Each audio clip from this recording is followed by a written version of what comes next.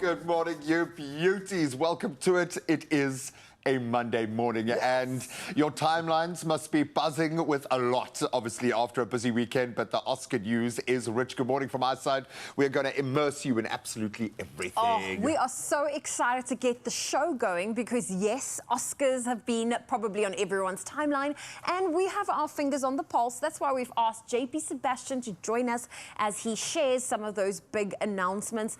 And we're going to get Carissa Cupido and TK to join us for a red carpet review. We're going to bring out the Skinner. We're going to ask, is it a hit or a miss? We're going to look at all of the outfits, but share your opinions with us. Get judgy, man. Get judgy. Come through and use that WhatsApp line at 063-408-8863. We'd love to hear from you, but we're going to keep the entertainment coming this Monday because we've got a duo which we didn't actually see coming, but we're absolutely here for it. We're talking about Mark Hayes, who has taken Daniel J. Dunn under his wing, and we can't wait to see what they've created. Let me tell you, it's going to be absolutely special, and you're going to love it. Yeah, something really, really remarkable there. And then finally, we are in the kitchen. We are gearing up for Easter, which means, yes, the chocolate, the marshmallow, the Easter eggs shall flow. We're going to have a little bit of fun. I'm going to whip up something that is super, super simple, but ultimately nostalgic for me. A banana s'more with a little bit of an extra spin. And then our genius in the kitchen, Clem, is going to share his budget-friendly treats for Easter. Wow. And just to kind of balance out our karma, we're going to hook up with the elite winners in the cycle tour this weekend. Tiffany Keeper and Kent Main are here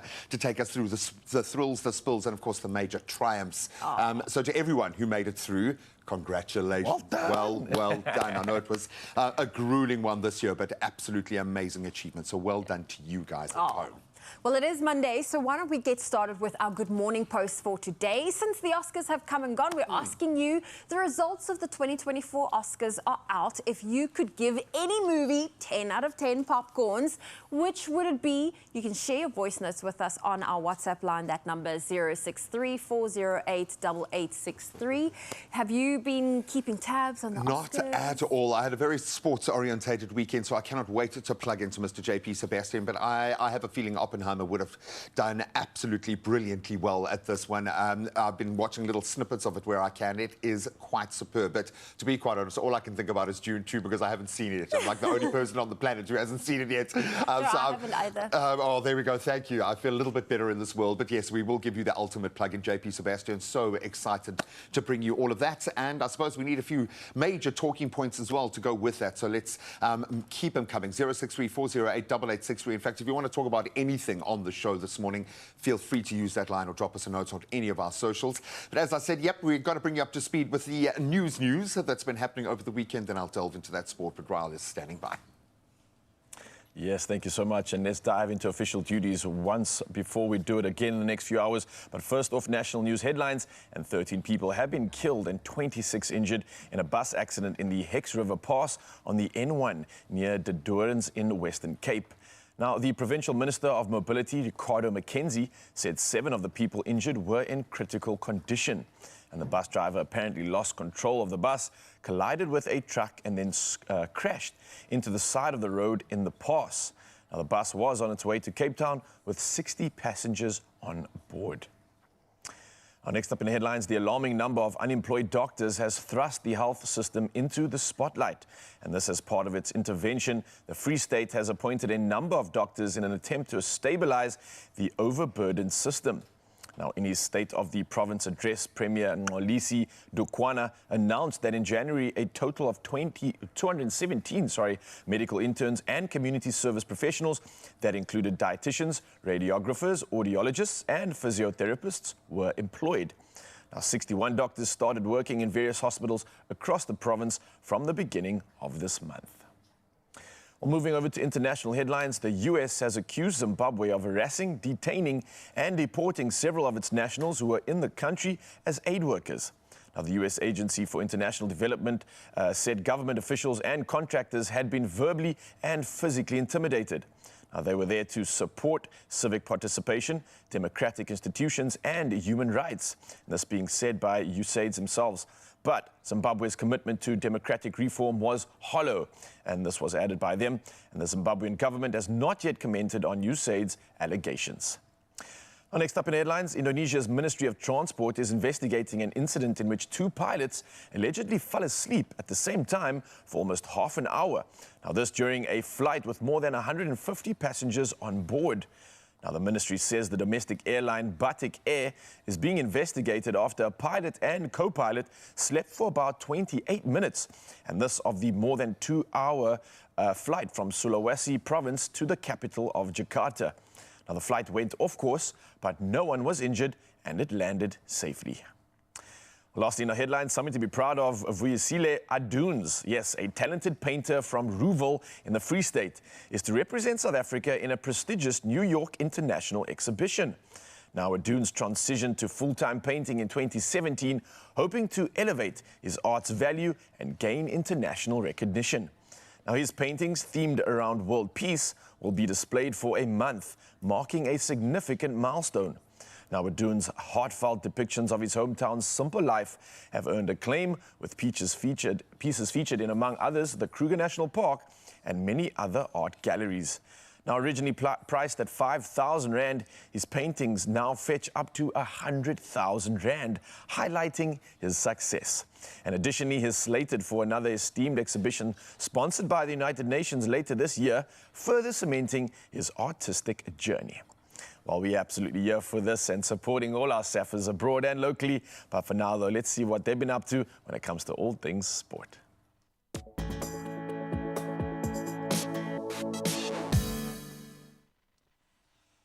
Oh, I'm so glad you said that. Well, yes, South Africans doing amazing things in the African Games. But before we get there, let's cast a wider gaze and get into some English Premier League footy action.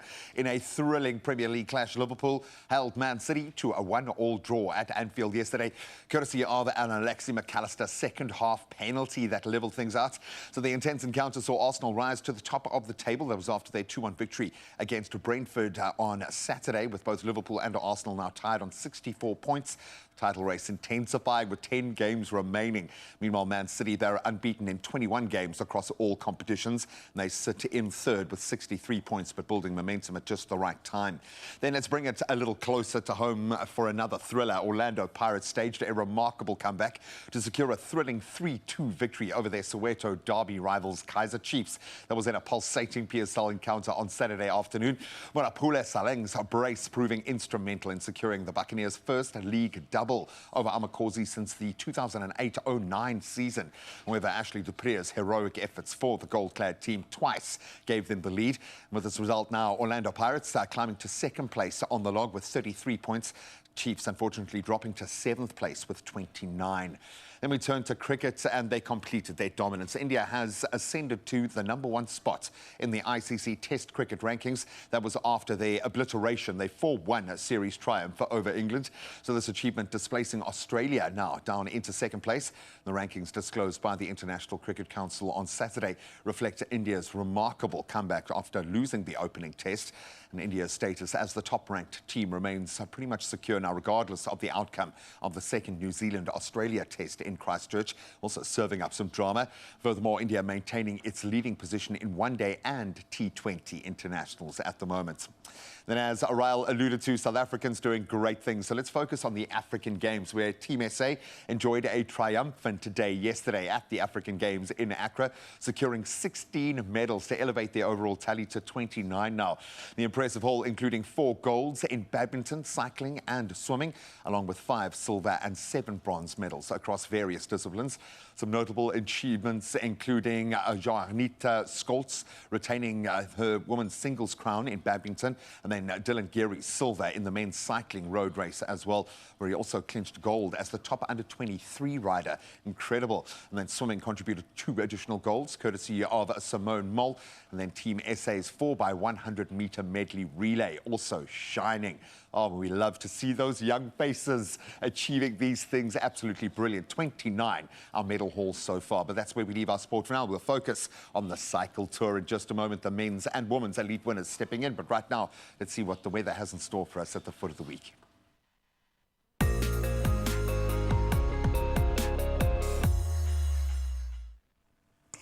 And let's take a look at your weather. The South African Weather Service warns of extreme high fire danger conditions.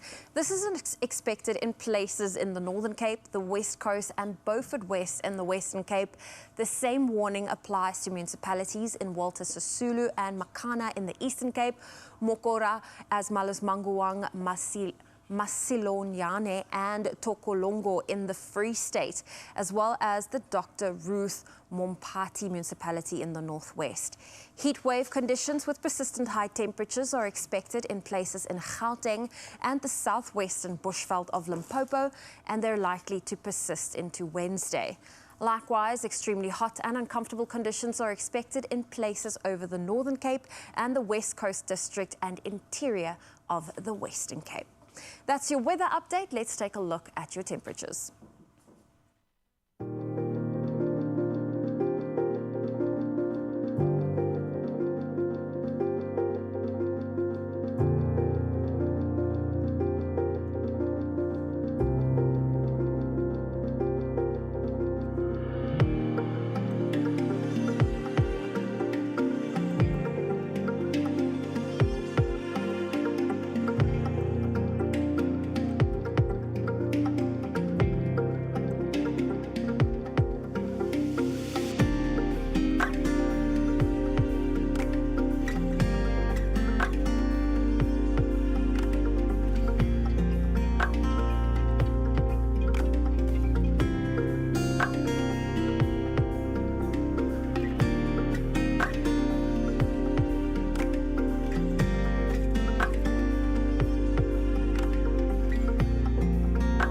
Any rain predicted today across the country, but we're going to make it rain with loads of cash this March when you play daily lotto for an estimated 460,000 Rand.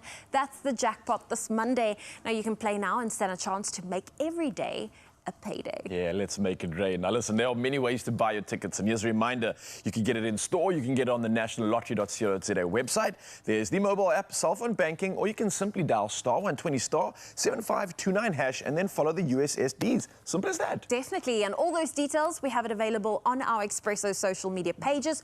We will definitely make it rain loads of cash this March with an estimated 460,000 Rand in the daily lotto jackpot. Well, you need to play now to find out. You definitely do. Now, we're going to carry on playing right now because I'm going to go get changed and play with someone that's coming through a whole biokineticist. We're talking about Jocelyn Latterkhan coming through to show me how to get down, get boogie, and get the culls on this Monday morning. And then we've got some winners to chat about, Definitely. Right? We're going to chat to the winners of the Cape Town Cycle Tour. So loads of action and loads of things to unpack. So don't go anywhere.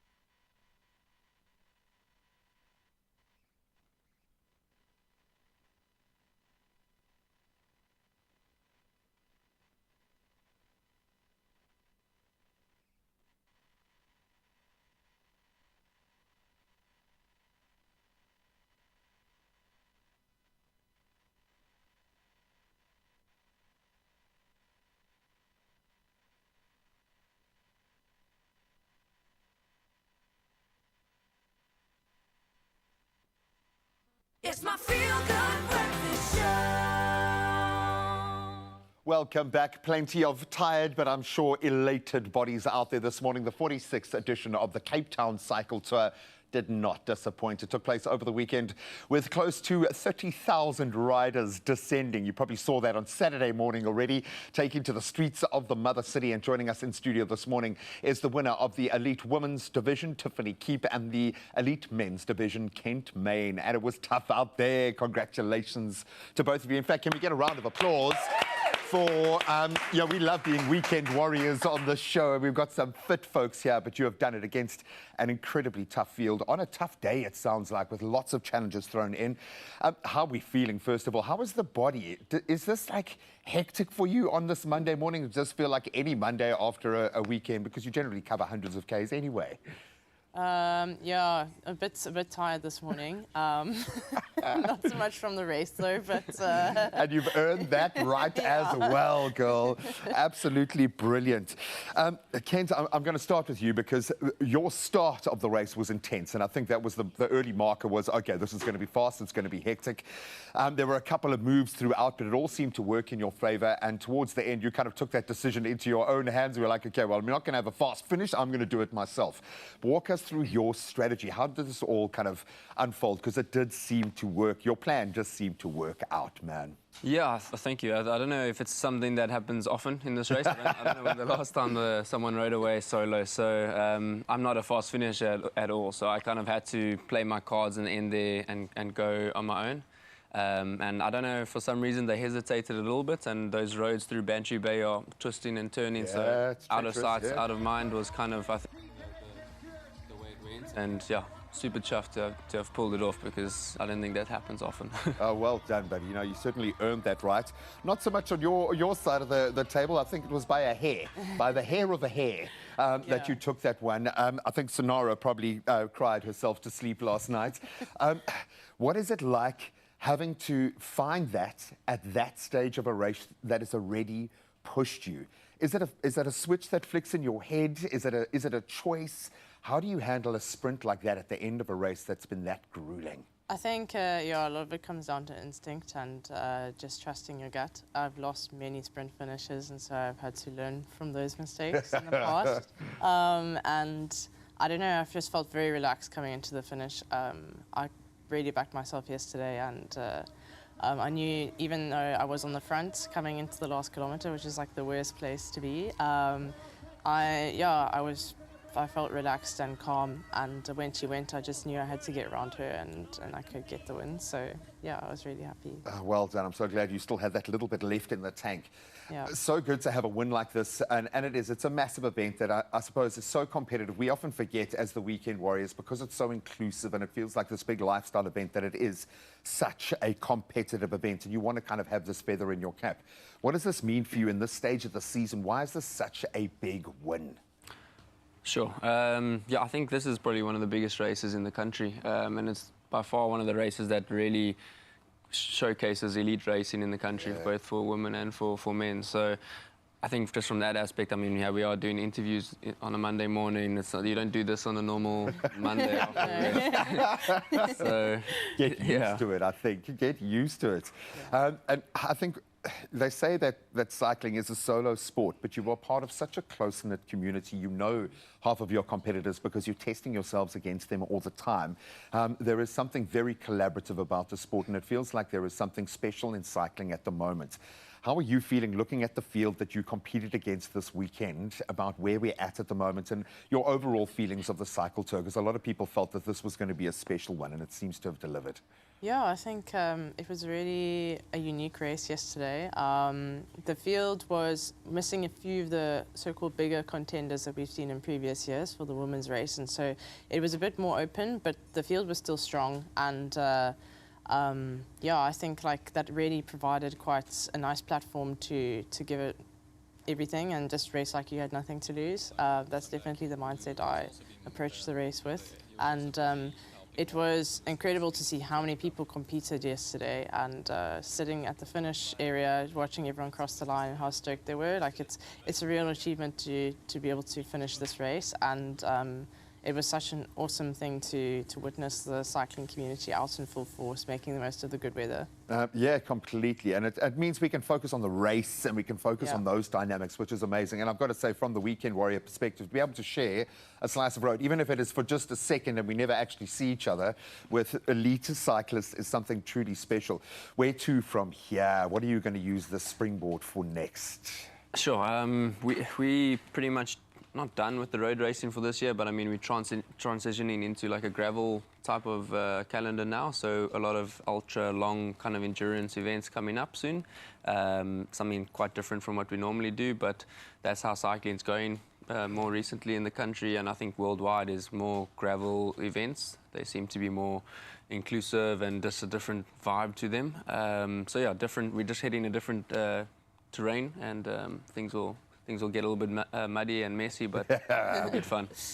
It goes with the season. It's not lost on us to know what winning this race means, and I look forward to, in your trajectory now, sitting down. Maybe we'll have a new couch, maybe it'll be the same couch, but I have a feeling we're going to connect a lot over the coming years. This is massive, and it's probably only going to take a few days for that to fully sink in. So I hope the messages of congratulations are coming from all over the world, because this is a global event. So thank you so much for making it so thrilling. We had a little bit of everything and a lot of spice, which we love, but congratulations. Absolute brilliant performance out on the road yesterday.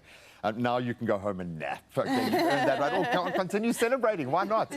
Make it a week of a festival of celebrations, but to everyone who did the cycle tour, who got out there, who showed that love, that sense of community, and helped each other get through this, well done. And to the elites, an incredible race. Thank you so much for giving us the thrills and not too many spills and some great weather. Thank you, Cape Town. Thank you.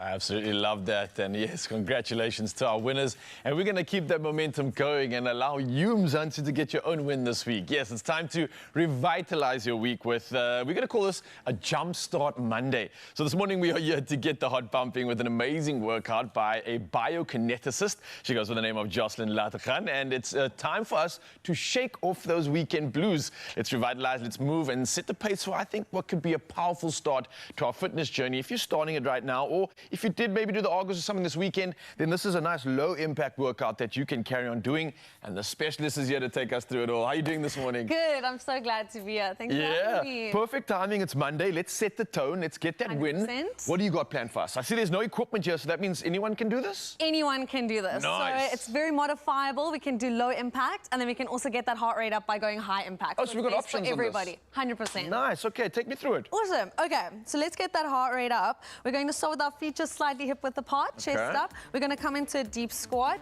and you're going to reach up onto the toes. So you're going to lift those okay. heels up and coming down and squeeze. So squeezing the glutes, the quads, the hamstrings, warming it all up. So this is nice and low impact. So just warming up that lower body. Yeah, but already Yes, feeling a lot there of the we legs. go. Everything in the legs actually waking up right Yeah, now. waking up, The starting blood that is starting new to beat. pump, yeah. How many reps or how long would you do this for? So usually we'll do like maybe a Tabata, so that's like 40 seconds on and then 20 seconds off Okay. to rest, and then you can repeat that around 4 to 5 times. All you need is 25 to 30 minutes. Oh, a beautiful day. stuff. All right, so the legs are warm. What do we do after that? Okay, so just to level that up a little bit, Yeah. get that intensity. Once you've got that comfortable, you're gonna come into a squat, and then you're gonna power up through the Whoa. legs. So I want Okay. that soft landing, and then you're Alright. gonna power up all the way to the ceiling. So you jump up and slow it down, yes. So it's nice and slow on the way down, and then it's a power movement up. Beautiful. And it burns, right? Woo, That's it's already normal. burning. Oh, I can feel it. Oh. Woo, great start to the day. So you'll just do that for about 40 seconds in your own time. All right. And so we'll rest that out. 40 seconds of that is going to get the legs burning quite a bit, Yes, right? That's a yes. proper workout. Would you break it up into sets as well? We can. You can do that. You can do 10 to 12 and then repeat that around 2 to 3 times. It's totally up to you. Wow, okay, but I'm loving that burn. That's definitely going to get the heart rate going. What's after that? Okay, next up, so you're going to find your balance. Uh-huh. We're going to take our right leg to the back, so you're taking a nice lunge. Okay. And you're going to do a knee drive up. So that's just nice and low impact. And you're trying to bring that back leg all the way to the ground, or just as leveling up just above the mat. And I like the fact that at a 90-degree position, I'm like forced to use the stabilizers in my leg. Yes. Seems like the core is getting a little bit active as 100%. well. And I can't really rush this. I got to concentrate. Exactly. So if you do have trouble with your balance, you can hold onto a chair or onto a railing, and then you'll switch sides. So Let's get that other leg Like all the that. way back Sake down. of balance is here. 100%, then reaching up. Whew. Oh, And you're all just right. controlling your breath. Feeling it now, yeah. Beautiful. That's Nice, me well, when I'm looking keeping good. quiet. It's concentration, it's focusing, it's me watching my breathing as well. But I love that. That's a little bit of coordination that's involved in it too. Yes. So getting the whole body to start waking up, absolutely love it. I already can feel the amount of breath that we haven't even done the full Great is workout. up to you. I'm what with you on else? this one. What else you got? So the high intensity version of this one is we jumping out, lunge, jumping out, lunge, and then you can add 1, 2, 3, 4. So we jump, lunge, jump, lunge, jump, 1, 2, 3, 4. Excellent, you got it. Nice. Lunge. 1, 2, 3, 4. So really driving those arms, driving those legs. This is gonna get you sweaty. And this is gonna get you pumped. This is gonna get the calories burned. This is how we win on a Monday. I'm loving this. And I think you've got a few more exercises for us Yeah, as we well, have right? a few more. You just Okay. put on some tunes in the background, grab a partner, makes it so much easier. I like that. Make a day out of it. Make it a vibe. Okay, what's next? Another low body, so you're Yeah. staying nice and low, chest up. We're going to each side corner of the mat, working those glutes These are again. mean. And then you're going to take a little bit of a jog And then same thing. back. Yes. All right, so you're going corners. Side, so it's just crab walks, walking up those glutes, waking them up, and jog back. So yeah, just Right, setting the intentions for the week ahead. Taking off those Monday. The legs Lose are a really bit. burning this morning. I don't know if it's me the weekend and I was just up to a lot, but I'm really feeling it. But at the same time, I like the fact that there's a low impact here, which means that we can still get those joints to recover too. 100%. Especially for those that clap it on the weekend or doing Yes. those adventures. This is a The great way to cyclists. restart. Yeah, I love that. Okay, you got anything else for us? And then the high impact version of that, you're taking off 2 legs, landing on 2 feet, also that soft landing, and then you're going to jump back. It was a little Together. hopscotch jump back there. It's a little hopscotch Okay, jump let's do that there. again. So we jump take forward. off 2 feet, Yeah. soft landing, and then you're going to the jump ends back. in and out on the way back. And then all the I like way this. forward. Nice and dynamic. And all the way there. Nice. Good. You're just powering forward, and you're trying to get further each and every time. All right. I keep that landing nice and soft, right? All right, Jocelyn, you've definitely burnt the legs. You're definitely giving me that winning feeling. And you, Mzansi, I hope you enjoyed this hassle because it's only getting started. You can find Jocelyn online as well. She's based in Claremont. If you really want to amplify this beautiful vessel you've been blessed with or find how you can get the most out of it, then this is the girl for you, of course. Showing you just a little bit of all the fun that you can have without equipment. Imagine what she can do at her spot or with equipment too. So, Joss, thank you so Awesome, much. thank you, Ral, that was I think great. we're officially kickstarted Monday. The calories are definitely burning inside me. I can feel it. And I hope you're burning for the rest of the show, Mzansi. Lots of magic coming your way. Oh, that was nice. Awesome. Thank you. I'm sweating. Indeed. So we're going to take a quick break. When we get back, we have 2,000 Rand to give to one lucky winner. You'll have to stay tuned to find out who that winner is. I love the fact that one of you out there is 2,000 Rand richer and you don't even know yet. It's going to happen in just a moment. Something you do know about if you're living up in Josie, of course, the water crisis has a people, I think, so frustrated and reaching for answers at the moment. We are going to address that after the break. And if you've got any comments or questions, please weigh in on our social media platforms. We'll try to point them in the right direction, but we'll hopefully get to the bottom of that and become a bit more result-focused on the other side of this. Only you can make my day.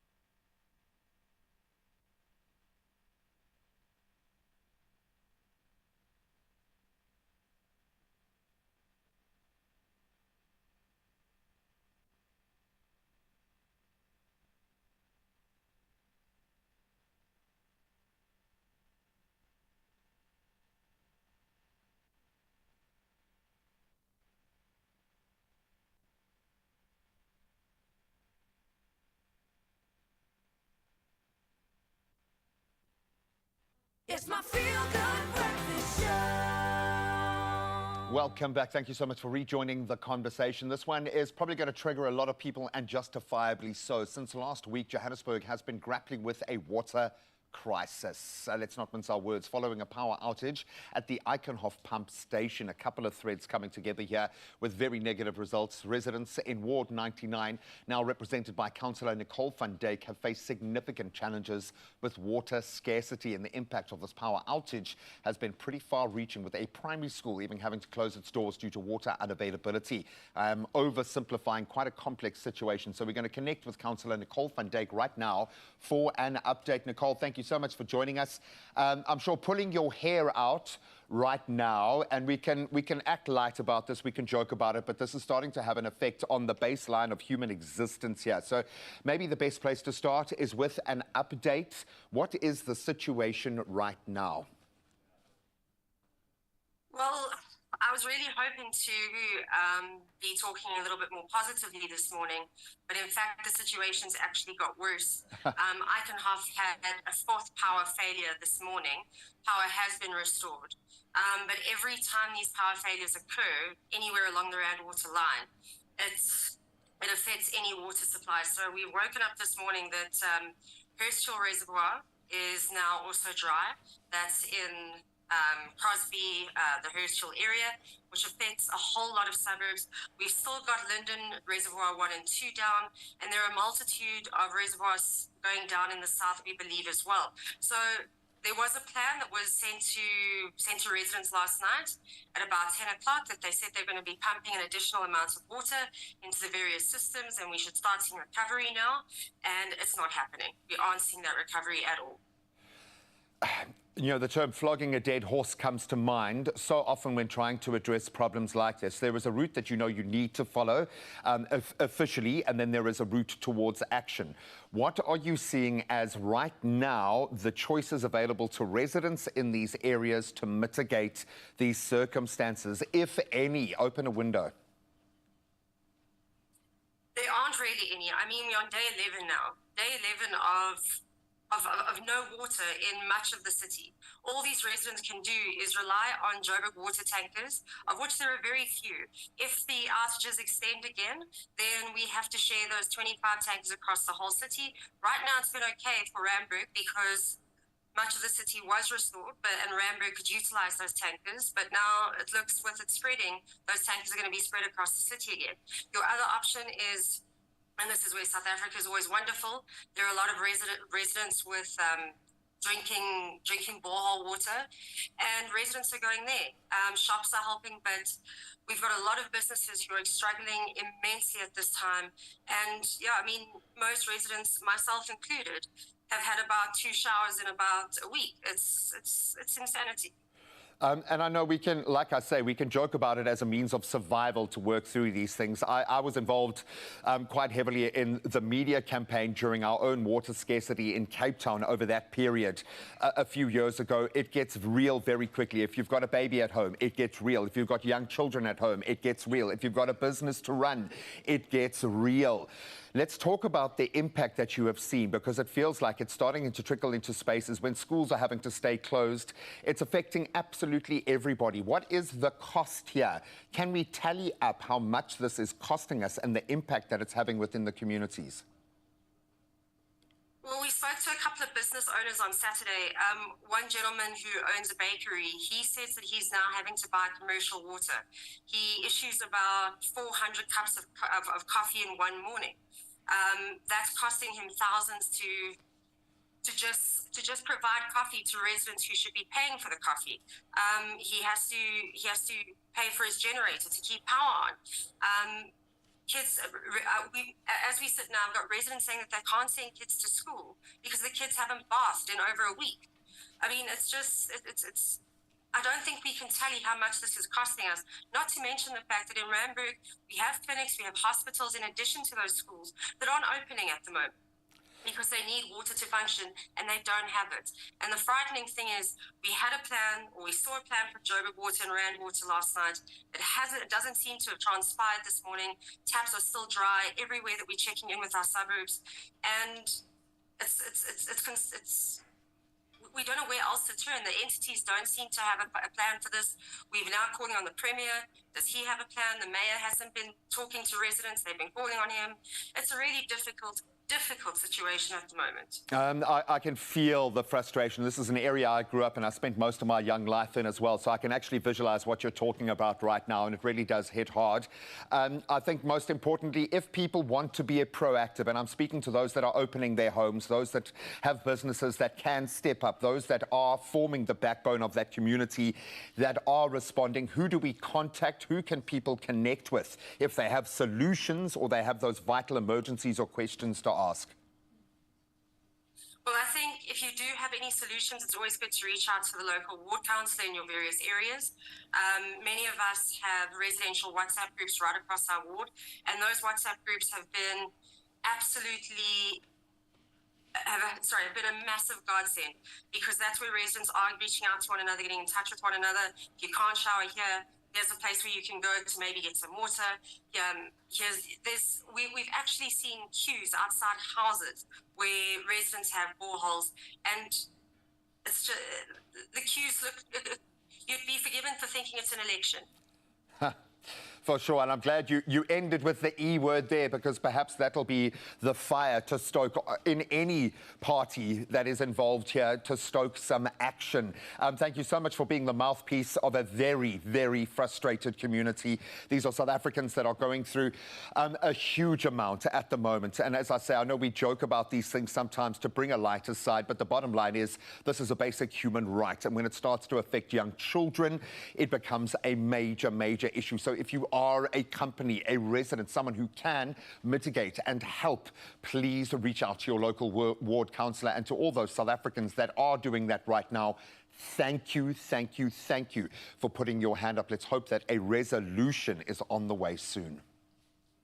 Oh. Thank you. Thanks, G-Man. Well, listen, when we don't feel well, we always reach for our parents. And parents are expected to come to the rescue at all times of day. And thanks to Bernardo Grape, you'll always be prepared. Yes, and how lovely that you can also be prepared with 2,000 Rand in cash. And that's in your hands, courtesy of Bernardo. And all you have to do was name one of the 4 additive-frees, which the new grape is free from, and tell us why Bernardo Grape is the clear choice for you as a parent, and easily just come through and use the hashtag Power to Fight Pain and that hashtag PernardoSA on our social media competition post. And let me tell you, y'all have come through indeed, but we had to sift it through and find a lucky winner. Definitely. Can we get a drum roll, please, as we congratulate Natisha Singh. Yes! This is what Natisha said. She said, "It's sugar-free, loving it because my son takes it without a fuss.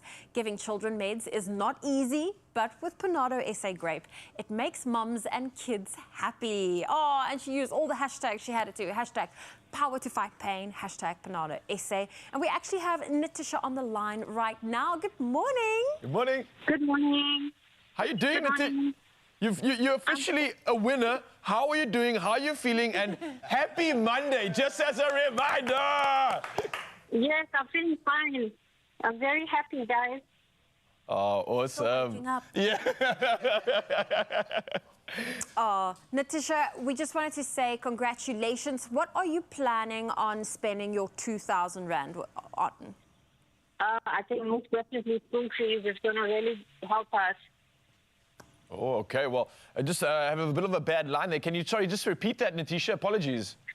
Oh, no problem. I said this money is going to help us with the school fees.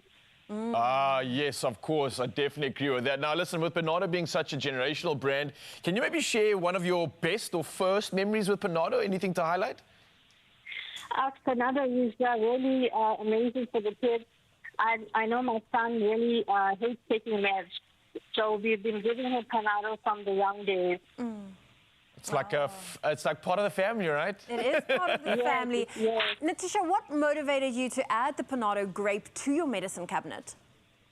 The lovely 4 things. It's sugar-free, alcohol-free, toxin-free. So it's really the #1 choice for all parents out there. Yeah, we couldn't disagree with you on that one. And again, congratulations. You are incredible. Thank you for being a part of this. And I hope that you have a beautiful Monday and an even better start to your week, Letitia. Singh, Thank you very much. I really congratulations. appreciate it. Oh, there we go. Today's winner. And being able to show up for your children is one of life's greatest pleasures. And you also stand the chance to be one of 10 lucky winners that can get their hands on 2,000 Rand cash like Letitia did. Well, here is how you can enter. Panado Grape gives you the power to fight their pain in a new flavor that tastes great. I mean grape. To celebrate the new grape taste, this 4th to the 15th of March, Panado offers you 10 chances to win 2,000 Rand cash. Just answer the questions on the Panado post on Expresso's social media pages using hashtag PanadoSA and hashtag Power to Fight Pain. T's and C's apply. Panado Grape, it's a clear choice in fast pain and fever relief. JP Sebastian is here. 2 questions I've got to ask you. How many times have you seen June Part 2? I've only seen it twice. Only, he says, as he walks off in shame. No, that's okay. There are people tweeting. There are people tweeting round 13. Oh, my word. It was on 9 on Friday. I love that. And then have you slept? No. Oscars. Yeah, he hasn't slept because of the Oscars. He's going to bring us all of the big names, the winners, some surprises, a couple of shoo-ins, and we cannot wait to be taken through all the glitz and glam as well. Stick around. Only you can make my day.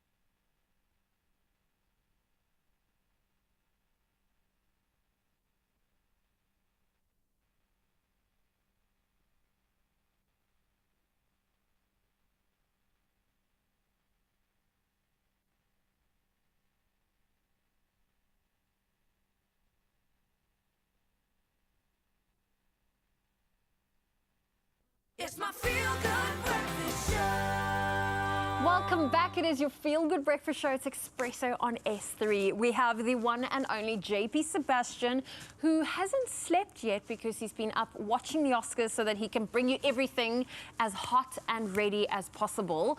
So this, I feel like we need to say spoiler alert, because we're going to unpack some of the winners. Yeah, I know some people try to save this up. So, like, if you don't want to hear who the winners are, you need to run into your backyard now.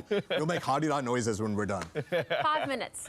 Give us 5 minutes. Sure. So, but we're going to unpack some of the categories that don't normally get the spotlight, like the best actor and actress and... yeah, and we have to cover those too. But what you might not know, since, like you said, they don't get the spotlight, is animated feature. That actually wasn't a category until 2001. Okay. Shrek was the first winner. However, the winner this time around was The Boy and the Heron by Hayao Miyazaki from the studio Ghibli. They were actually second winner of animated with Spirited Away. Miyazaki previously has 4 nominations. These movies, guys, are artworks. They're paintings, each one of them. I have not seen Boy and the Heron, but people are going, you know, buck wild for it. It's Oscar-worthy. Miyazaki's a master, and now we'll move on to other masters. Okay, best production design. And so there were some beautiful, juicy movies for production design this time around, and definitely I think the deserving winner, practically every one of these winners is determined, all of them, was Poor Things. And that is James Price, Shona Heath, and Zsuzsa Mihalek. Like, nothing looks like this movie. And they built whole towns that will never get used again. Oh, I'm fascinated with set designs. We drove past the Stellenbosch Film Studios yesterday, Yes. and you can see in the distance they've built something quite interesting. We were like driving, we were thinking, what are they going to use that for? Imagination It's goes just wild. a ghost town. And definitely with something as idiosyncratic and as niche in particular as Poor Things, they definitely deserved it. And now onto a crucial category, best editing. Yeah, this is big, man. No one knows what editors do. I mean, Editors hopefully are they do. magic. And Jennifer Lame has been magic for Christopher Nolan for the longest time now. She won editing. I don't have a picture of her because editors get shoved away in dark holes on computer screens. So there you just get to see Cillian Murphy and Matt Damon for whatever reason. But with a director who's obsessed with timing, Christopher Nolan editors everything. So congratulations to her, well deserved. Oh, All right, man. Well, look, fantastic. obviously there's so much to get through, but this is some of the bigger stuff that the big ones. a lot of us are looking forward to. Let's get straight into it. Firstly, with Best Supporting Actress. There was a lot to talk about here. We had nominees from Emily Blunt, Daniela Brooks, America Ferrera, Jodie Foster, Davine Joy Randolph. I just want to tell you something about the nominees. What's interesting about this year is that the youngest nominee was Danielle Brooks, 34. Everyone is over 30. Wow. So experience for this role was and essential. the winner is a first-time nominee and first-time winner, Davine Joy Randolph. Was incredible in the holdovers. There's so many actors and actresses this year who people say, no, that person, all the other actors were great, but that person was the heart. That person was the soul. And she felt like this warm soul behind the holdovers. Incredible. Next to her co-nominee, Paul Giamatti there for Best Male Lead, who we'll talk about later. Possibly he won, we don't know. But Davine Joy Randolph was incredible. And man, in her speech, she said, you know, my whole life I was concerned with being different. But then I just had to realize I had to just be myself, and she was in tears. It sounds like such a simple thing, but she said she was the only black girl in this one class where she felt like she wasn't seen and she didn't deserve to be seen. And her teacher pulled her aside privately and said, we're going to forge our own path. And she said that's the reason she won today. Wow. And I mean, maybe it's just a sleeplessness, but that touched me. So, I got goosebumps. Absolutely incredible. like, these are humans too, man. They're on the grind. This is a 9 to 5 for them. Next category, however, are the people who grind.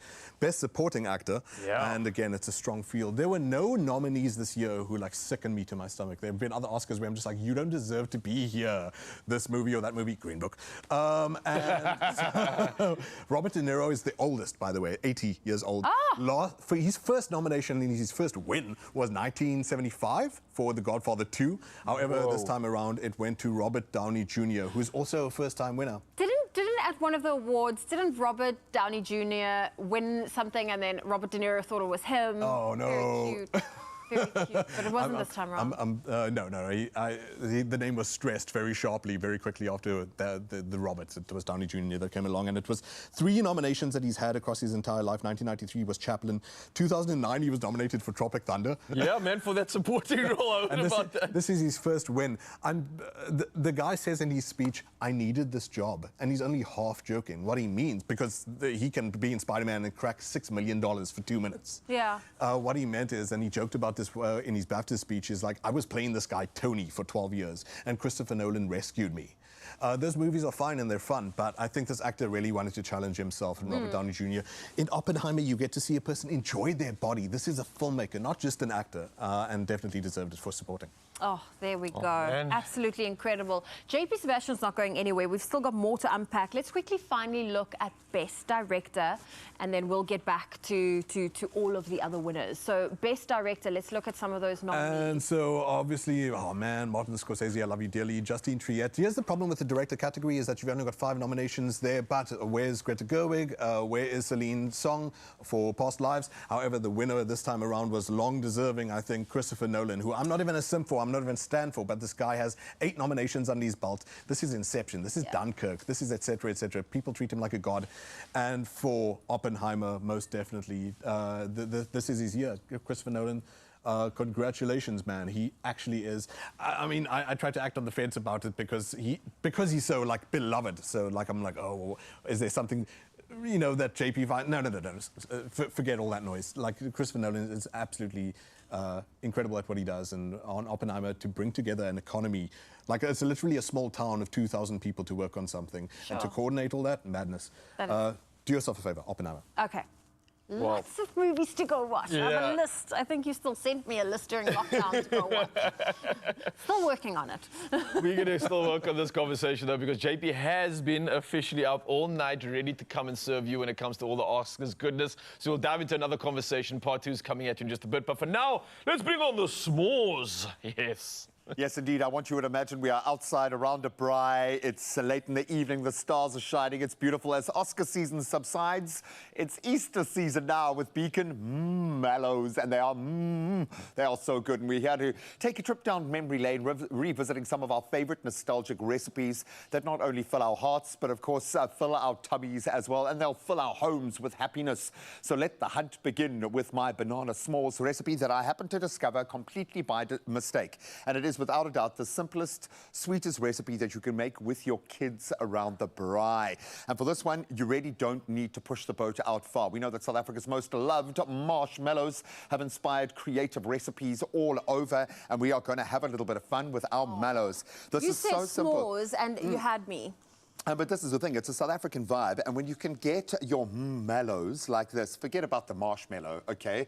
This is what I want for my s'more. Of course, bananas are absolutely beautiful, and on the braai. So this, imagine this is a braai that's next to us here. So I actually discovered this with my kids when we were trying to come up with a dessert, and we were camping or in a bush kind of situation. We didn't have a huge amount of ingredients. We had used pitas for the main braai with lamb, and I was like, hang on a minute, we can do something, and we just stuffed everything and had some fun. So what we're going to do is stuff our pitas with our mallows and our bananas, and we're going to grill them over the griddle pan. What I did on the braai was actually wrap them in tin foil to really How get many that melt. mallows do we as add? As many as you can One cram in each colour. I always go overboard when I am stuffing anything, and you're going to get everything exploding out the sides, which is perfectly fine. I don't mind that.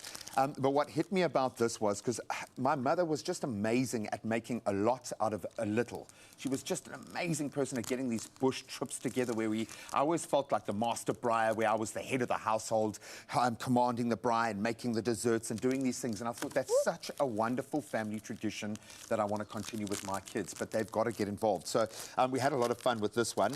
And as you can imagine, yes, we did completely overstuff our little pita is the pockets. winner, but Are you we're going going to for try three? get Okay. 4 in here, one of each colour wrapping.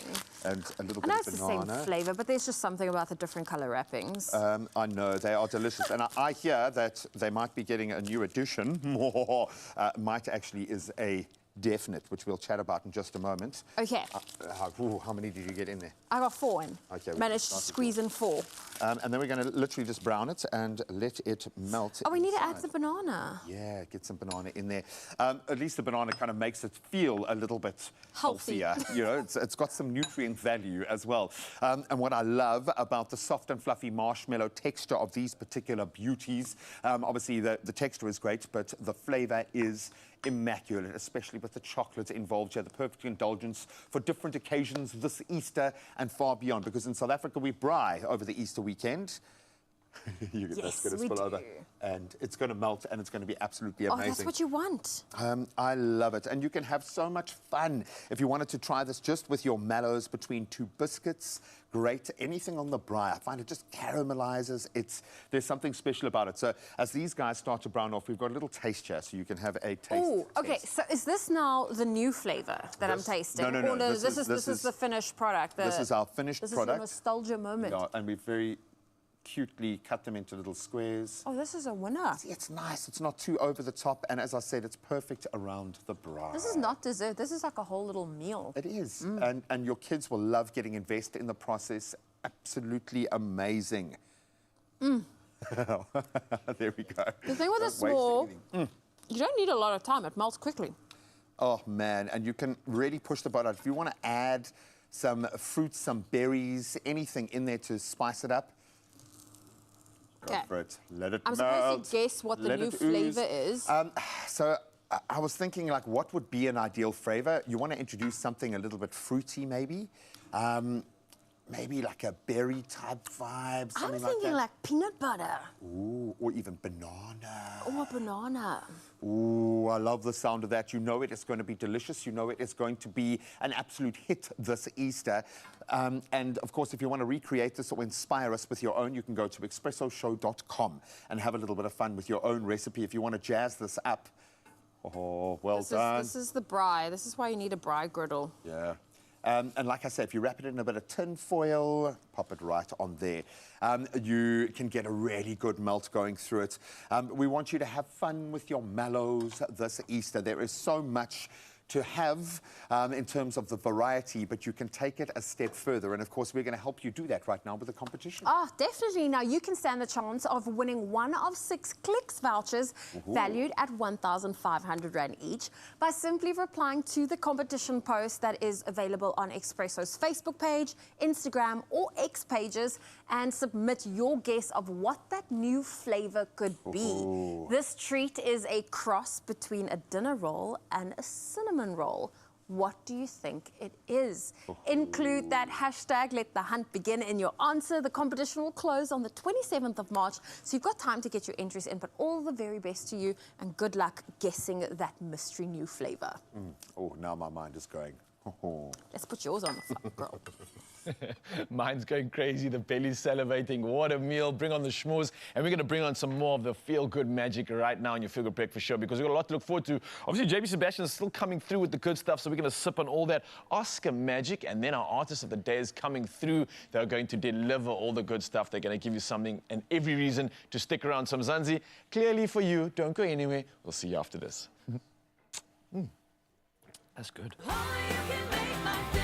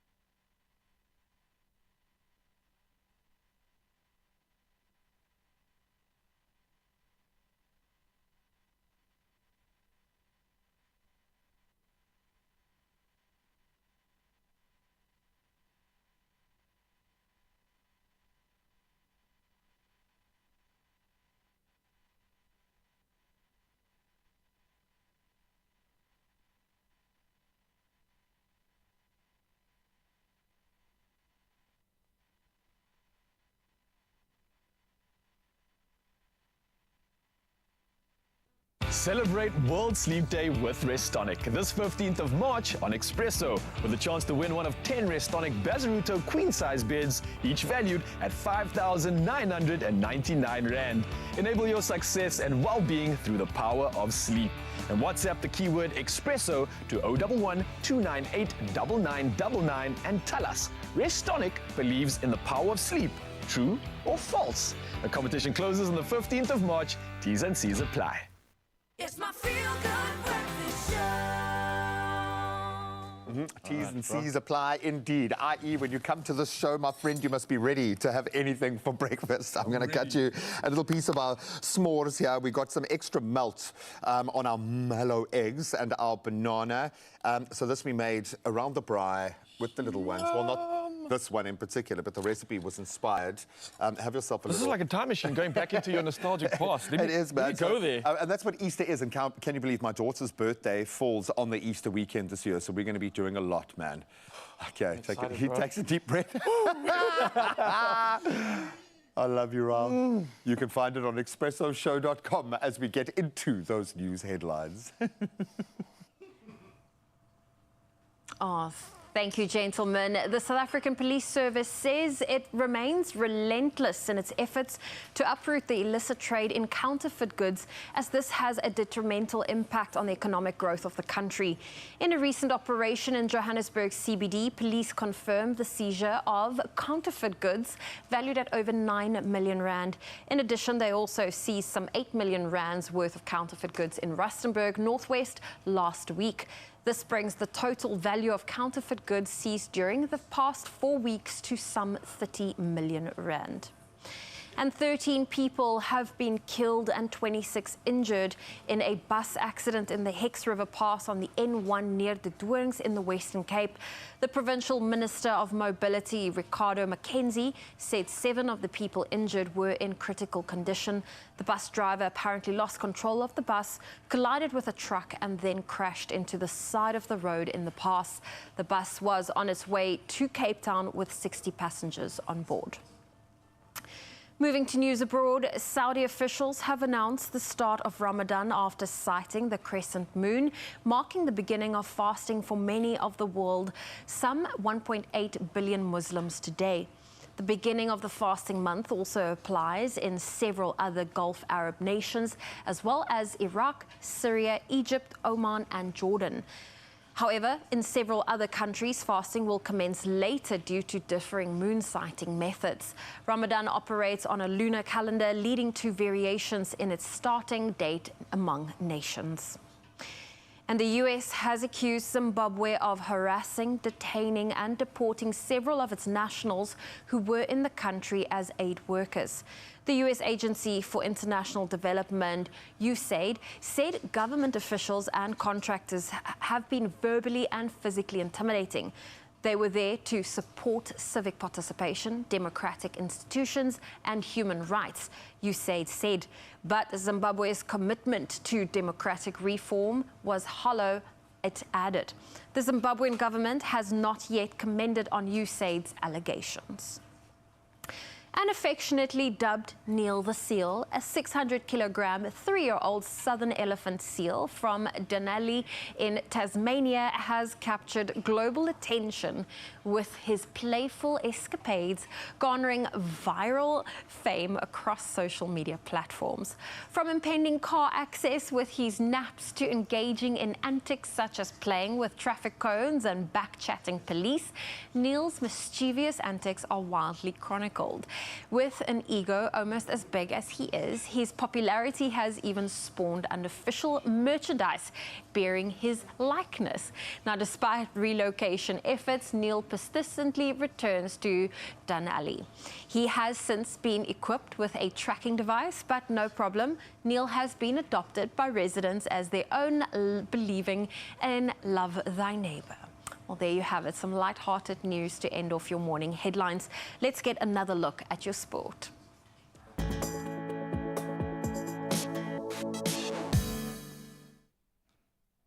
Thank you so much. So much to take in after a busy sporting weekend. Let's start with the Premier League, and in a thrilling clash, Liverpool held Manchester City to a 1-1 draw at Anfield, courtesy of Alexis McAllister's second-half penalty levelling things out.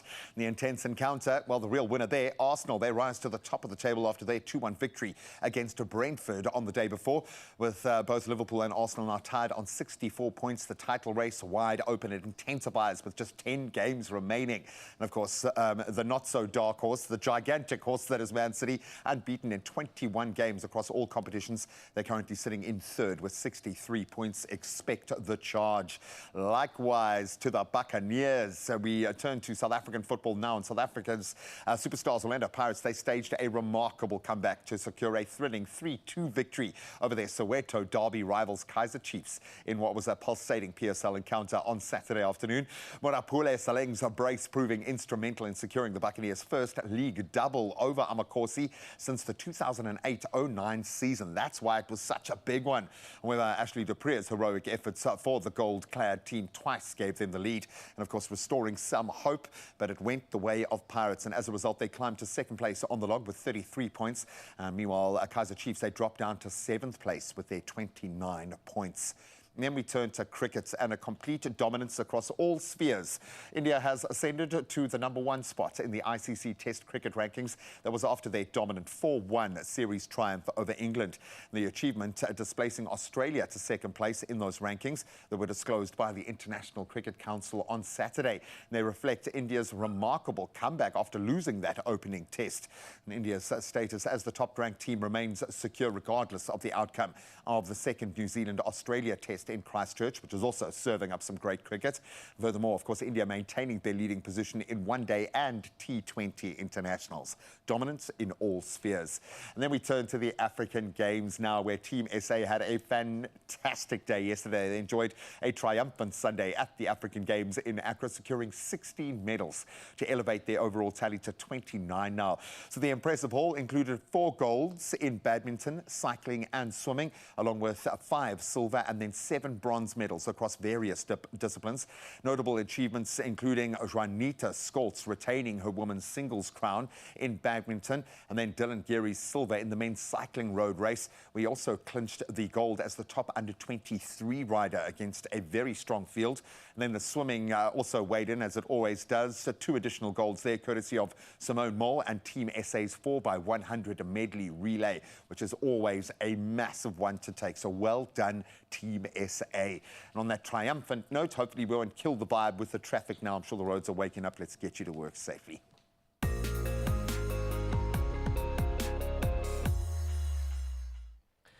Thank you so much, G-Man. Yes, let's dive into the world of traffic this morning and see how we can assist you. And starting off in Impangeni in KZN, there is protesting taking place on the R34 route, and that's north of Impangeni. As you can see from the visuals, there is a lot going on right now, so please avoid the affected area and make use of an alternative route. From KZN, we now head over to Johannesburg and Rudaport to be specific. And as you can see, there has been a multi-vehicle accident on the N1 southbound at John Forster Drive. Now, 2 lanes are affected, so again, please do exercise caution while driving through this area. And moving on to Cape Town now, in Kuils River, to be specific, there's been an accident on the R300 northbound, and that's before Van Riebeek. Now, the right lane is closed, causing heavy congestion. So if you are passing through the area, you can expect delays, and do plan to allow for more travel time. I think anybody heading out on the roads this morning, buckle up, stay safe, and plan accordingly. From the road to the sky, let's find out now what's happening when it comes to weather.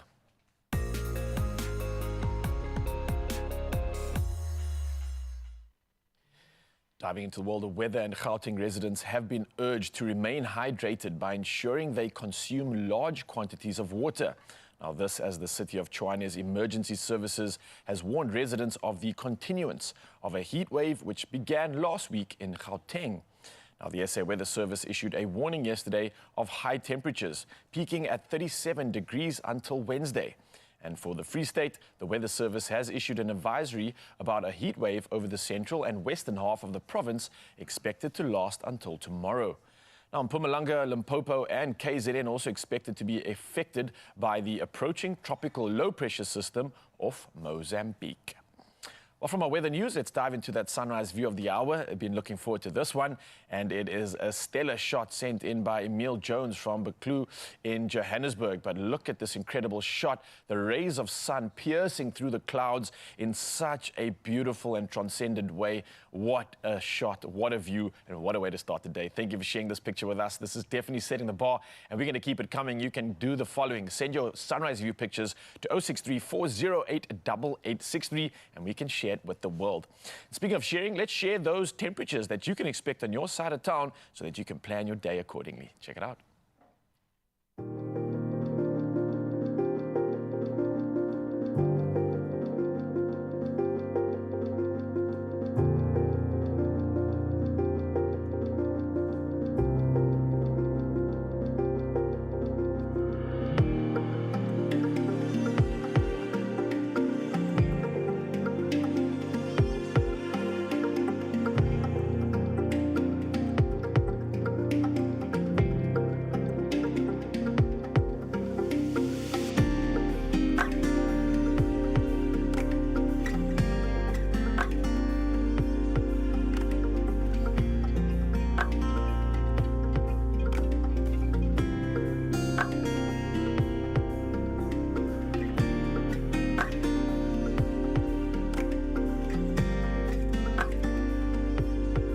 We're going to make it rain.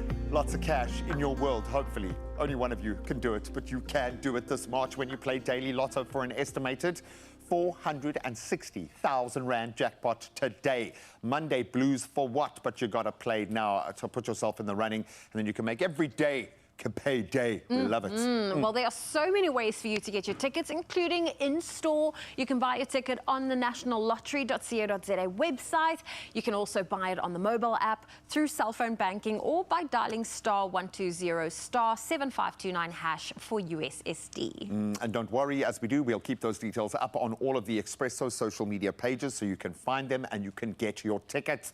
Will you be making it rain lots of cash this March with an estimated 460,000 Rand daily lotto jackpots? We'll play now to find out, and good luck. Well, we are taking a quick break. When we get back, JP Sebastian, he hasn't gone anywhere. We've got more Oscar awards to unpack. And then Mark is back. We absolutely love this kid, and he's brought some friends. We'll introduce you to young Daniel in just a moment. There is a reason why there is a buzz around this duo. You need to hear it to believe it, and we'll introduce them in just a moment.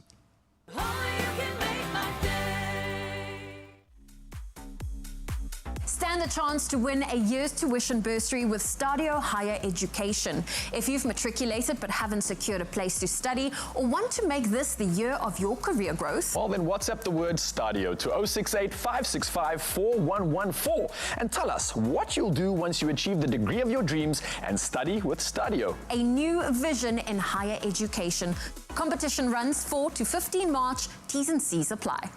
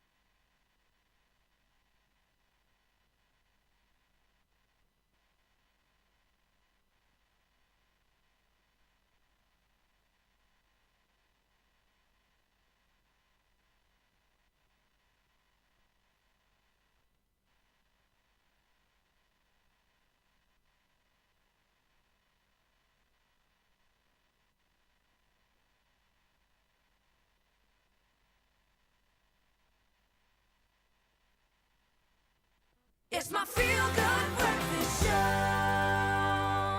It's the Oscars, baby, and poor JP Sebastian hasn't slept in about 3 weeks to bring us this exclusive. We love the fact that there is Oscar buzz. This is the biggest accolade, I think, in movie land, and of course, some great films, great performances contending for the big guns. The big awards we're going to call take nothing away from all the others. We, the weekend warriors, when it comes to our cinematic appreciation, want to know who the big names are. So thank you so much for Weekend not Warriors, sleeping. but you're also a really hardworking dude. Have you been able to see any of these? I know Zoe has been like... I saw keep writing on my Naiad. list. I saw, which is not film of, but was absolutely amazing. But beyond that, no. You still have like 30 more movies to catch up. Exactly. Yeah. Okay, so let's walk through it. Where do you want to jump so off? I want to get into some of the smaller ones first before we talk about lead actor, lead actress, and best picture. And the first one would be original score. And so, you know, you have all these big names. You have Hans Zimmer, etc., etc. And one of the other names, well, the winner is Ludwig Göransson. Okay. And this, what do you want to say? Zoe? I Go for actually it. wanted to ask, Yeah. when they say original score, Yes. what do they mean? What does that So category you're not represent? using Mozart, you're not using Bach. You're deriving a sound that is uniquely your own. And in fact, some composers have been banned in the past because they're like, no, what you're doing is just sounds. It's not music, it's not orchestration. So, but look, Ludwig Göransson is ridiculous. He's won 2 Oscars already. He's only 39 years old. And when I say only, this is how old composers get. So John Williams was nominated for Indiana Jones. The guy's had 54 nominations in his life. Wow. You got a friend in me. Yeah, you see. John Williams. No, but I understand what you mean. It's like a Lifetime Achievement Award for most of these guys. It's incredible. Next category. For Oppenheimer. That was best- the score for Oppenheimer. Oh, yes, no, Ludwig Göransson won, yes. I'm saying the next one. The Zoe, next go for it. category is best cinematography. Thank you. Other super important thing, the film is a book, it's a record, and it's, what's the other sense? I don't know, the eyeballs. Yeah. It's a picture, thank you, it's painting. And so cinematography is the painter, and the painter who won here was Hoyte van Hoytema, it's a fun name to say, who has been working with Christopher Nolan for a long time now, and there he is on the set of Oppenheimer. Surprising again that this guy has only won 1 Oscar, given that he's got the strong career background. He's worked, I don't know if you remember Her with Joaquin Phoenix. I don't know if you remember, he did also Nope with Jordan Peele, that horror movie from like last year. So he's an accomplished cinematography, but hey, it's his first win, and congratulations to him. Congrats. Heavy hitter. Let's take a look at best international feature. Oh, man, and it was won by a British movie. I suppose that's international. The Oscars is very Anglo, but it totally deserved it. Totally deserved it. And JP's about to get more political, in fact. Go for it, bro. The Zone of Interest is harrowing. It is a masterpiece, and it is dark as all heck, and it is so pertinent right now. As you can see already, it's about the Holocaust, and it's about people who try to make a lush suburban life just outside of Auschwitz. And so the speech brought me to tears instantly. Jonathan Glazer, who is a remarkable director, Under the Skin with Scarlett Johansson, mind-blowing stuff. Virtual Insanity by Jamiroquai, he did that music video. Anyway, so what he said in his speech is that we stand before you as men who refute our Jewishness and will not be taken up by a Holocaust that is hijacked by an occupier who has killed innocent people. So one brave soul to say something about Palestine. Otherwise, the Oscars were still about getting into real-life politics, which, you know, movies are about, like... They reflect real life, inducing empathy into people, but hey, no backbone there. So, Jonathan Glazer, good for you, and please do yourselves a favor and try and watch Zone of Interest if you have the nerve for it. Yeah, and I think it's something that needs to be palatted. I watched Annette Bening in Naiad, the story of Diana Naiad. Sean, our cameraman, recommended it to me. Absolutely mind-blowing, the swimmer. Just, so if she is where we're jumping off, I'm guessing a very, very strong field. Take us through this one. Let's look at all 5 of the leading ladies, lead actress, best lead actress. JP, what are you saying? And obviously the one who was the forerunner there for me, I actually booed at the winner for this. I was so... Oh, no. Really? Yes, even though I love her dearly, but I wanted to see Lily Gladstone win, but however, it went to Emma Stone. Emma Stone. She has won 2 Oscars now because she is brilliant. She previously with this director, Yorgos Lanthimos, was the favorite. She didn't win for that. She was nominated. She won for La La Land last. And La La Land. But she is so incredible for her age. She's what, 35, and she's already got 2 Oscars. And in Poor Things, she does a character which is weird. There are no reference points for it, really, because she's a bit of a Frankenstein's monster type creature. And so her reference is nothing. Like, how do you start from nothing? Oh, you're a baby. And whereas other actors can be like, oh, I studied John Oppenheimer for months and this and whatever. So she just had to let go for this one, I think. And just go there. It's a vault. This movie is a vault, and it's a raunchy, and she goes there. She goes there all out. And she totally deserved the Oscar for it. Poor Things was incredible, and Emma Stone is incredible. But I booed because I wanted Lily Gladstone for Killers of the Flower Moon. Anyway, moving on. Let's move to best leading actor. Surprise, surprise, eh? The quarterback. I was looking at the betting odds, because people bet on the Oscars. Of course you must, yeah. And every one of the people who won last night was over 90% probability of winning. So, so it was a tough one. Surprise, surprise. Look at that field, though, Cillian my friend. Murphy obviously won for Oppenheimer. And shame, this was the guy who, I keep saying this, but it's an interesting little factoid. He was supposed to be Batman instead of Christian Bale. And so Christopher Nolan was like, don't worry, I'll get you your movie. And so he became John Robert Oppenheimer, which he didn't even read the script. He said, yes, I'll do it. Because obviously Christopher Nolan, who won for Best Director, is such an accomplished director that he is. Cillian Murphy I mean, Peaky Blinders, do you guys watch? I know you binge TV shows. You'll know about that probably a week from now. But Cillian Murphy's an incredible actor and does the job here of, you know, you could do a movie about a scientist who's taken up in the euphoria of his discovery, but he tempers that so well. He's working a fine balancing act here compared to, say, Theory of Everything, which is very tropey. But hey, Oppenheimer, sure. A version of the man, this you get the man. Yeah, no, it's lived, all of these. Like we were saying about Robert Downey Jr. as well. However, Best picture. I have a feeling it's Oppenheimer, was it? Was it Oppenheimer? Surely. You're not the gambling type, are you? So risky, Zoe. So look at these names, though, and Best Picture is wonderful because you can get like more than 5 nominees here. And that's perfect. I would have loved to see all of them win, but obviously it had to go to Oppenheimer, and so that is a producer win for Christopher Nolan, name who I just forgot for whatever reason, and his wife as well, who is oh no, not Emma Stone, Mrs. Nolan. Oh goodness, good grief, my sleepless mind is forgotten the name. I'm sure it's not the first time this has happened, buddy. So what's great is that they're a marriage duo who has been doing this for the longest time as well. And they like I said, this movie had 13 nominations, 7 wins. That's a pretty strong. Obviously, they're not beating the likes of Titanic or anything like that. But Oppenheimer, like I was begging a bunch of other people before, is that Oppenheimer, in a way, has rescued drama movies from the big screen. People think, oh, it's just superhero movies. Oh, it's just Barbie. And it comes at just the right time. That Barbie is great fun, but Oppenheimer's like, dudes, we can do biopics on IMAX as well. Yeah. I think that you're going to see a lot more high-quality things like this after. You were close to his wife. It's not Emma Stone, Emma Thomas. There you go. Emma Thomas, no. Don't cause a scandal with Emma Stone. Emma Thomas, God bless her. Fantastic producer. Oh, wow. It seems like the Oscars have come in the films have come in to save the industry. Some incredible contenders there across all of the spheres. Thank you so much for casting a light onto areas that we might not necessarily look ourselves, but some heavy hitters, one, of course, being the biggest bomb ever created so far in Oppenheimer. Good morning. Yeah, clearly it is doing the things, and clearly you have come through as well this morning because we asked you with regards to the results of the 2024 Oscars, which are out, if you could give any movie a top 10, that's 10 out of 10 popcorns, which would it be?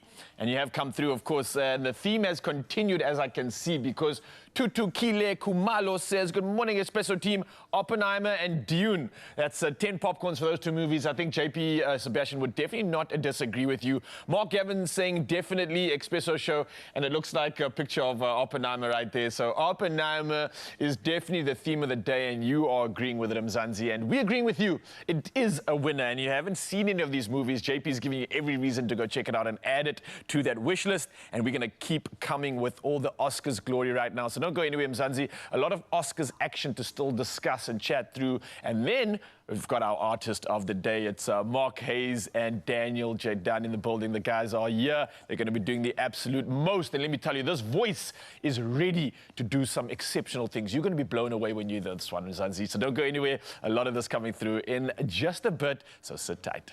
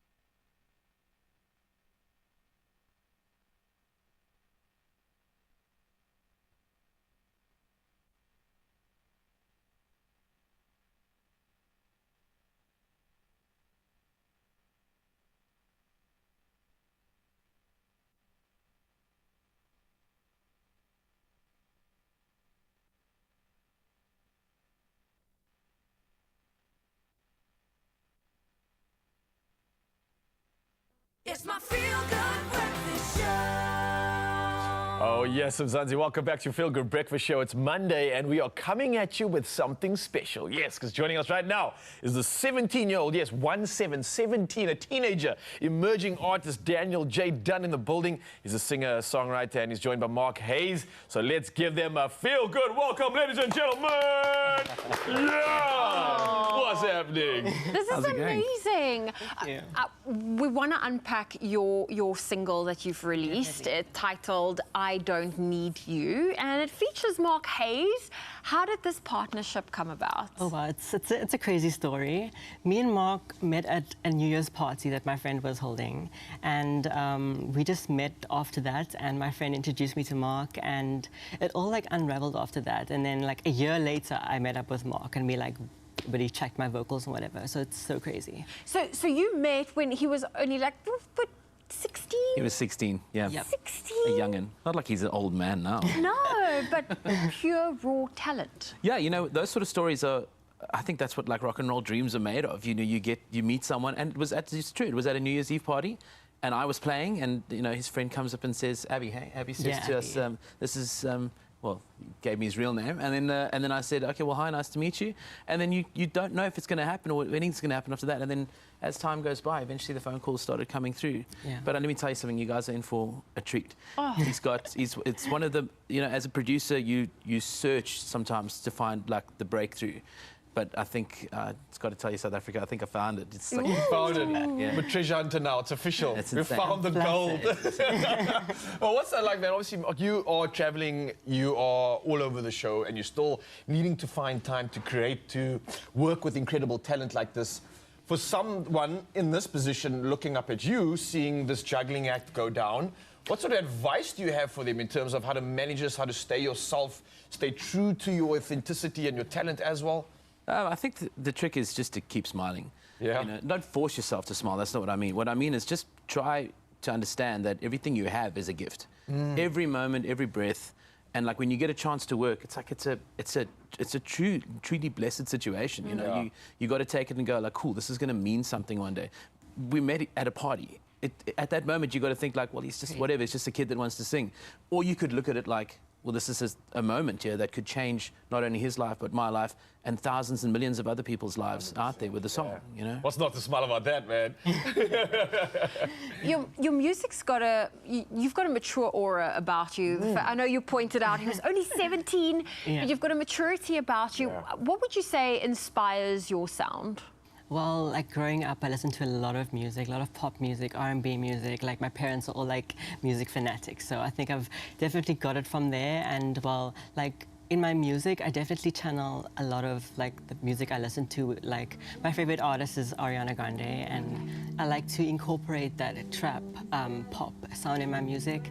And I feel like I'm using it in my own way, but not like directly taking it from her, you know? That is, I think, the epitome of what excites me about not just your music, but the sort of era that you are representing right now in terms of the real youngsters, the real creativity, this real mashup of whatever's going on in the world. Somehow you have to take it, express it, and we are so grateful for that because it not only gives us an understanding of you, but how this world works, your perception, and at the same time, all bundled in your talent. So I'm grateful for that. Thank you for coming through and being so brave. But at the same time, I think this is a massive step that is going to be one of many. So I'm going to make you change this world for the better and play this game called Materialization, right? Who would you see yourself working with in the future? Who would you love to collaborate with? We're already working with some superstars here, but I know it's going to get bigger, and I know this is going to happen. So let's put it out there right now. Let's prophesize. I'm gonna sort of realistic. So, like an artist I really want to work with, it's a South African artist. Yeah. Definitely Loyiso. Okay. Oh my Okay, gosh, nice. his voice is like butter. It's so amazing, and I really want to work with him so badly. Well, it's going to happen, just so you know. And on a less realistic note, Ariana Grande. Oh. Definitely. Bar's been set. I love it. And Mark, for you, I mean, the year, I think we can still wish people Happy New Year. Like, you know, Pretty much feels like it, it pretty much feels like that. What are the plans for 2024? Anything exciting that we can support you? Yeah, there's a few cool things happening. Lots of shows. Okay. I mean, the shows are endless. 2023 was a rough year. I had a spine surgery, and then and my dad died, and then it coasted for a while, and then suddenly I wasn't ill anymore, and then everything kind of came right to the point where it's like, okay, so I feel like I lost a year. So this year is like the attack mode, you know, beast mode as they call it in gaming. So like I've got shows through the years. You can check it out on the website. I'm pretty much playing everywhere. The idea is also to try and get out of Cape Town a bit more and do a lot more work outside of here. But I've got I don't know if I should say it, but I've got a new album in the works right now. I was afraid to say that on live TV, you know. What? Yeah, because now you're going to get the messages going, when's it going? It was meant, I was hoping to bring it out in March already, but it's good things. You know, the schedule's been that busy with great talent like Daniel and my shows that I just haven't had a chance to complete what's going on. But it's all kind of sitting in the back burner. It's about to come out real soon. So, yeah, soon it's going to be just me. Look, we're talking about new music, new albums, and Daniel, you're sitting there about to share something special with us. So let me send you off and you can go get ready to do exactly that, Mzansi. And let me tell you, it's something absolutely exciting. My man, you can head off and I'll be chatting to Mark here some more about this exciting album because, bro, this is really, really cool stuff. The way to start the week off by slipping. Your DMs are going to be absolutely full. Yeah. So I hope you're ready for that. I hope the phone is charged because this is exciting stuff. But before I can feel it buzzing right now. Yeah. I can just see you like, oh, what have I done? The team going, say what now? Oh, look, I can't wait to hear you perform. But before we do, Mzansi, it's time for you to be absolutely entertained by this new voice. It's new music, and I cannot wait to reveal it to you. So without further ado, enjoy. Hi, I'm Daniel J. Dunn, and this is an exclusive first listen to my unreleased song, Moonlight. Enjoy.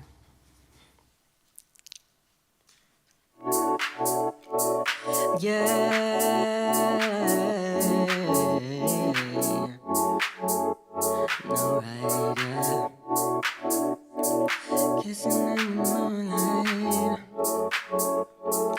kissing in the moonlight. Oh, we making the mood right. And I've been on a new high. And all I wanna do is see you, baby. Let me breathe you in out, babe. And turning it up tonight, living the life outside. Come outside, baby, yeah. Turning you up inside. Come on, let's take this night and ride, baby. And you've been so under pressure lately. You need somebody, baby, that's me. If you're down, I'm down, so baby, let's me. I don't wanna take it. I can give you what you want. Yeah, yeah, baby. Kissing in the moonlight.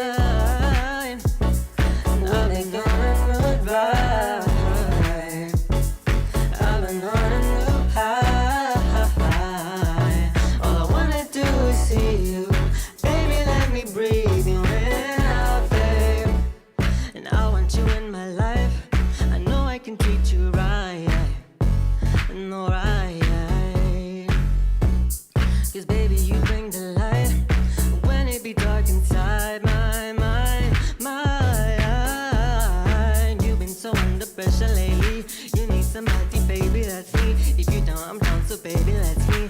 I don't wanna take it. I can give you what you want. Yeah, yeah, baby. Kissing in the moonlight, we making the mood right. I've been on a new high. All I wanna do is see you, baby. Let me breathe you in.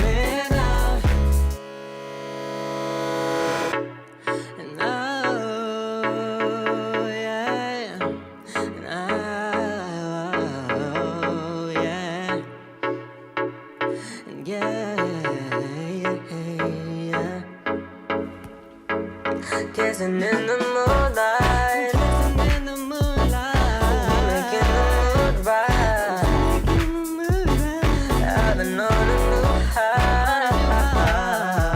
All I wanna do is see you, baby. Let me breathe you in out there. No, yeah, baby. Kissing in the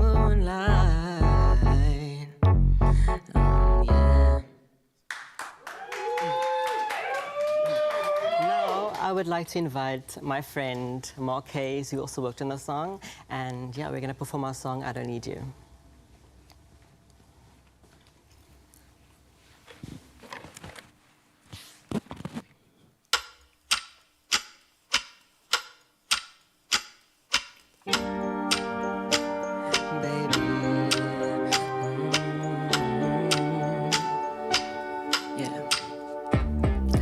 I've been on my own. I like the way you're going, and I've been on my throne, getting myself on. Yeah, you think you fly, even though you're not. I've been on my own, and guess it's your loss. And try to get used to my new independence, baby. 'Cause this is the new me. It's either you like me or you don't. And I don't need you to feel love, 'cause all I need is myself now. I don't need you to have fun, 'cause that's what I'm about now. I've been hearing love, and loving you for love. I think that's enough. You're gonna make me laugh now. The day you broke the love was the day I lost my heart. Sure, you made me think, and that's what made me think. So try to get used to, no baby, my new independence. 'Cause this is the new me. It's either you like me or you don't. 'Cause and I don't need you to feel love, 'cause all I need is myself now. I don't need you to have fun, 'cause that's what I'm about now. Hey, I don't need you. Dum, dum, dum, dum, dum.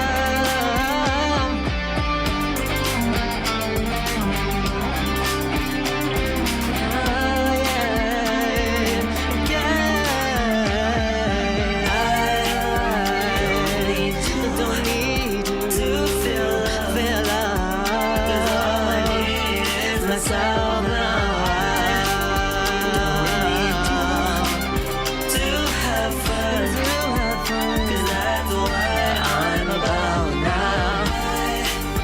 Don't need you to feel love, 'cause all I need is myself now. I don't need you, I don't to have fun, I don't need you. La la la la la la, oh, oh. Yeah, yeah, yeah. La la la la la la, oh, oh, oh. Yeah, yeah, yeah.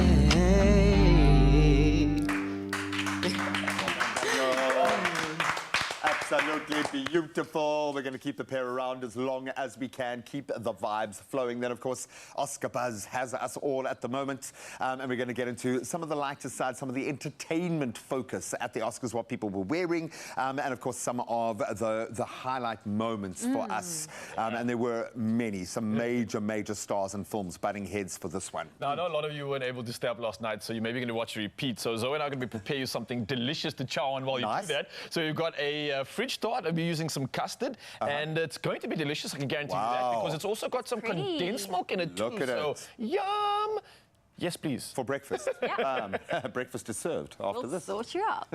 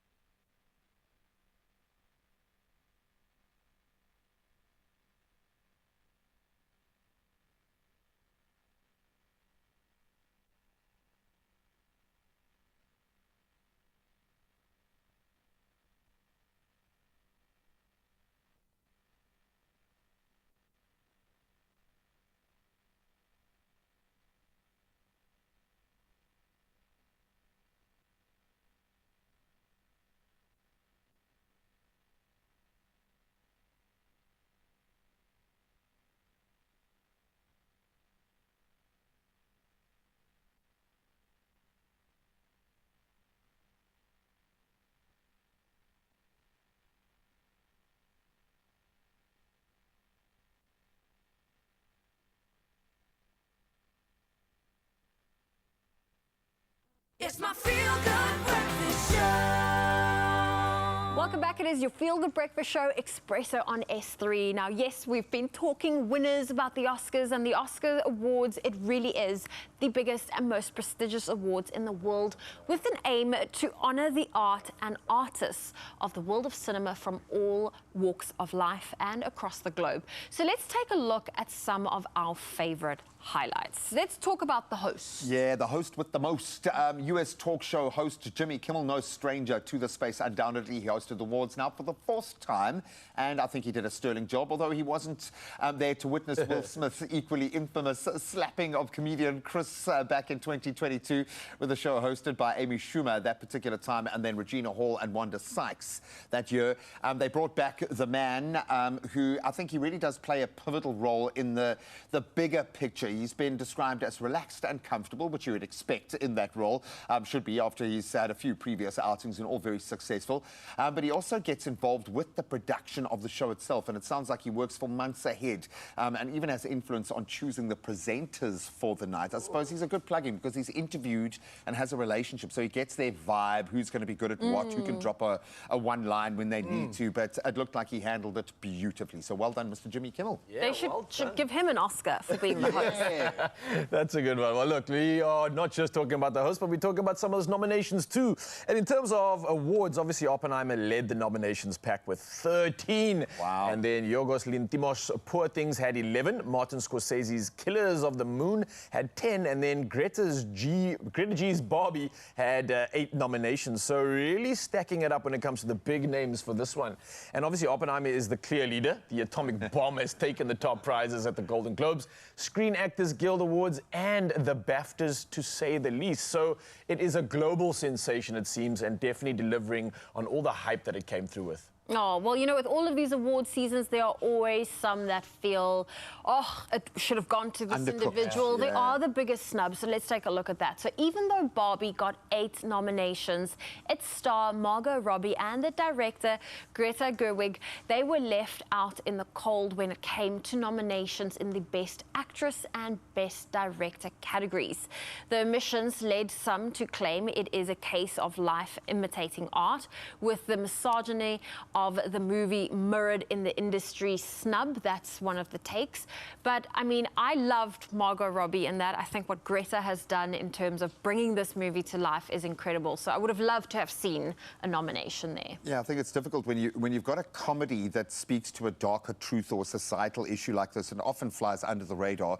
But I think they walked that tightrope beautifully because they sold the story almost more powerfully. When the penny drops, you're like, wow, okay.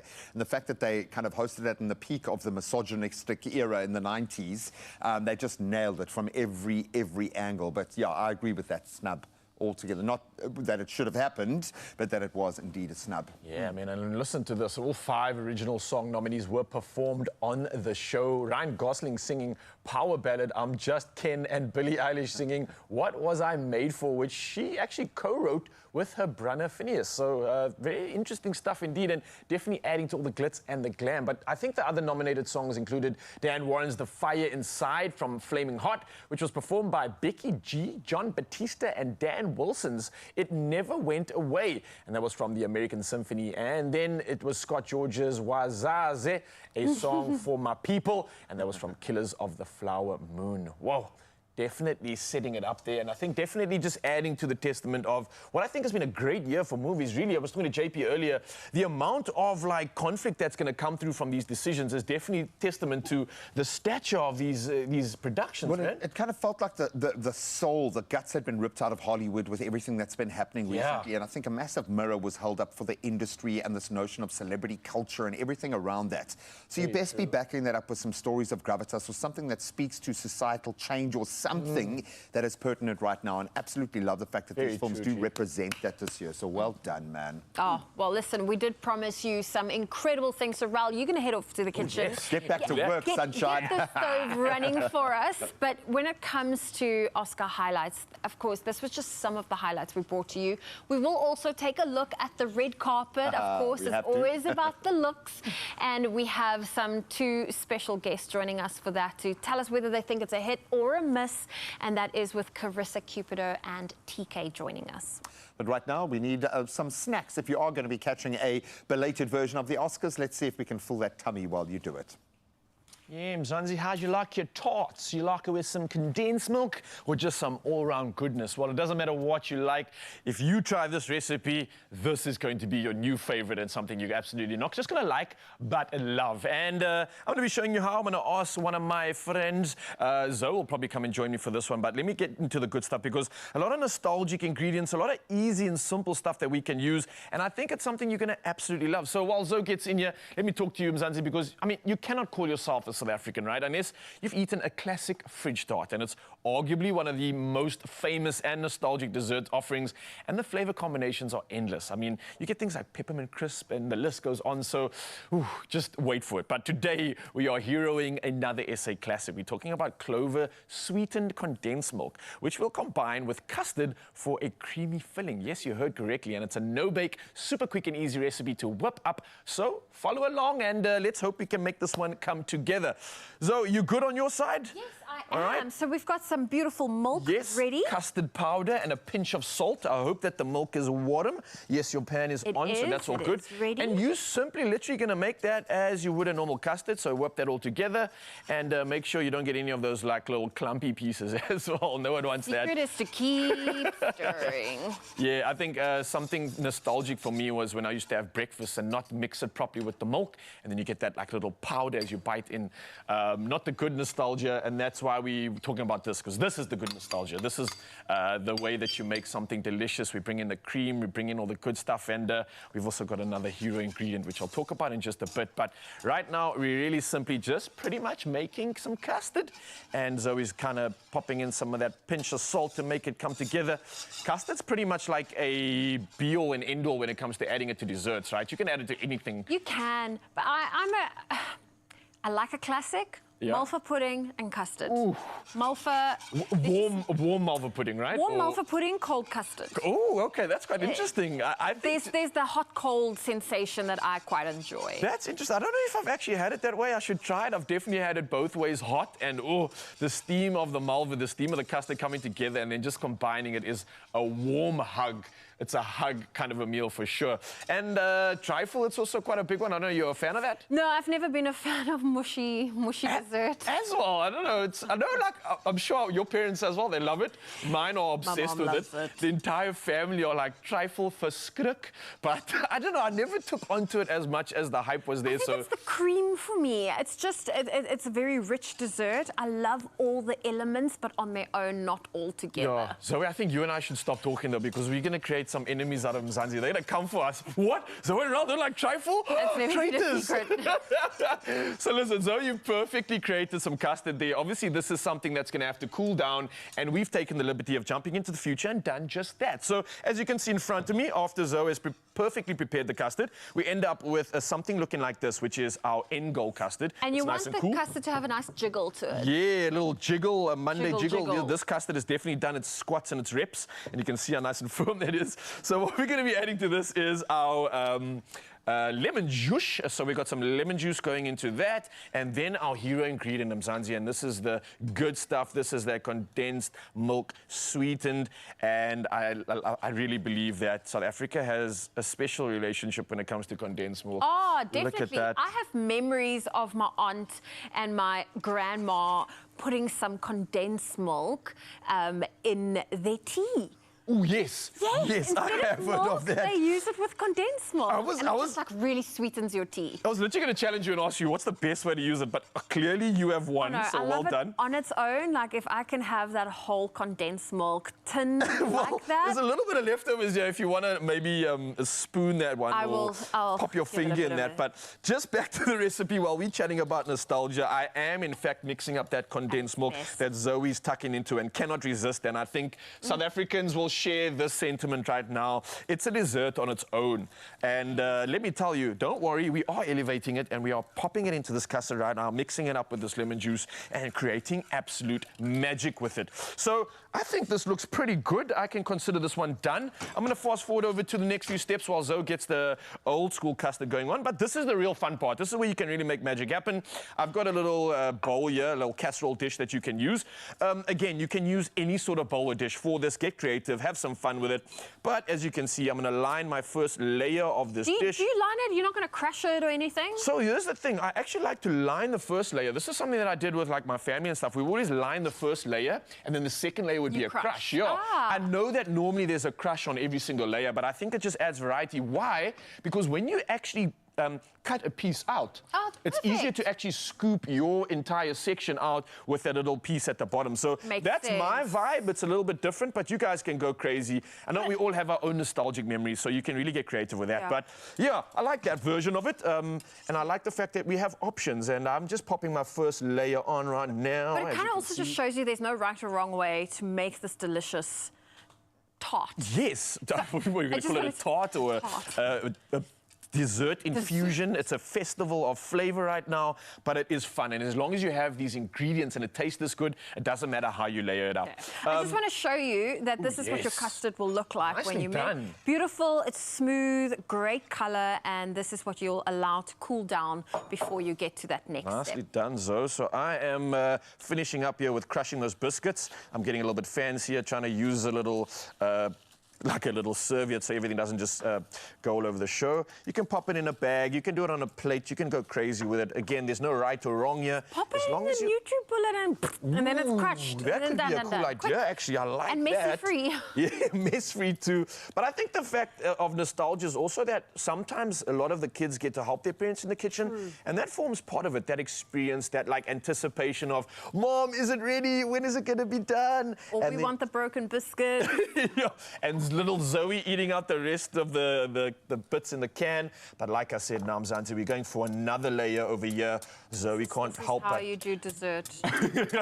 This is enough for me. Samples, tasters, and flavors while we're at it. And I am very impressed with this one. We've got almost 2 to 3 layers of the good stuff. As we've said, it has been combined with that beautiful condensed milk as well. I've got the rustic version here, guys. As always, a little bit rustic on my side, but we're winning. And then finally, we add some cream on the top. We won't judge.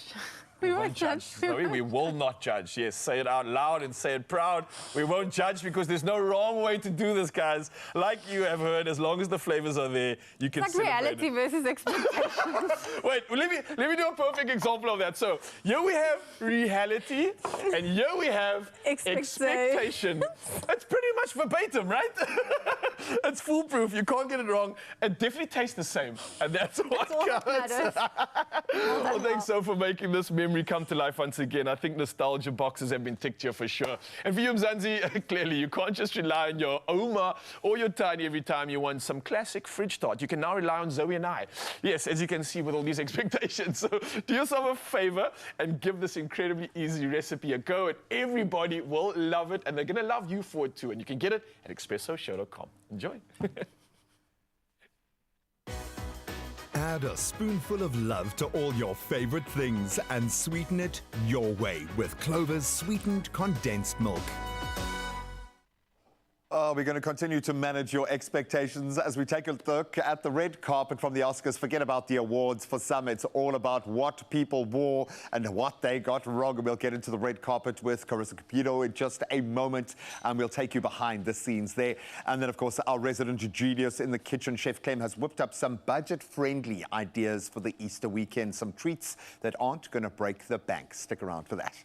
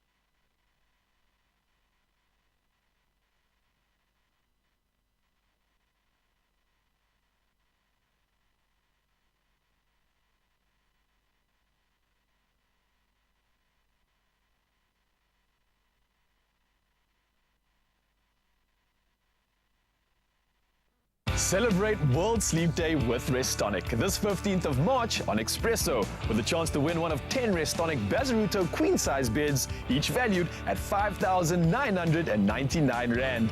Enable your success and well-being through the power of sleep. And WhatsApp the keyword Expresso to 011 298 9999 and tell us, Restonic believes in the power of sleep. True or false? The competition closes on the 15th of March. T's and C's apply.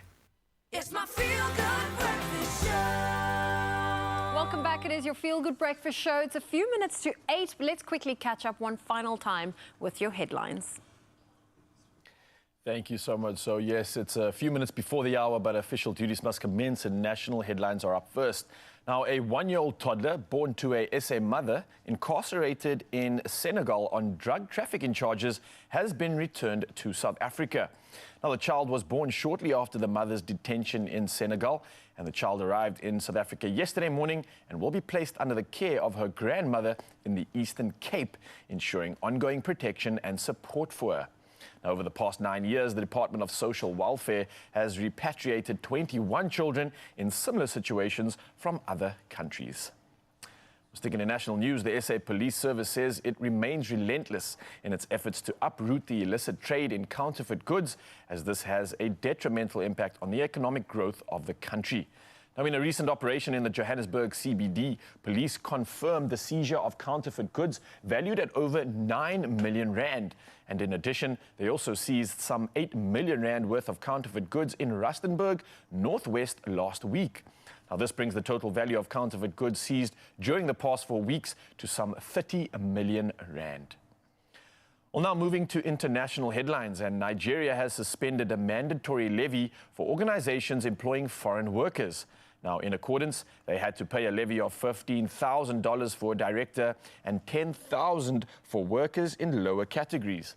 Now, President Bola Tinubu introduced the tax a week ago, but it provoked heavy criticism.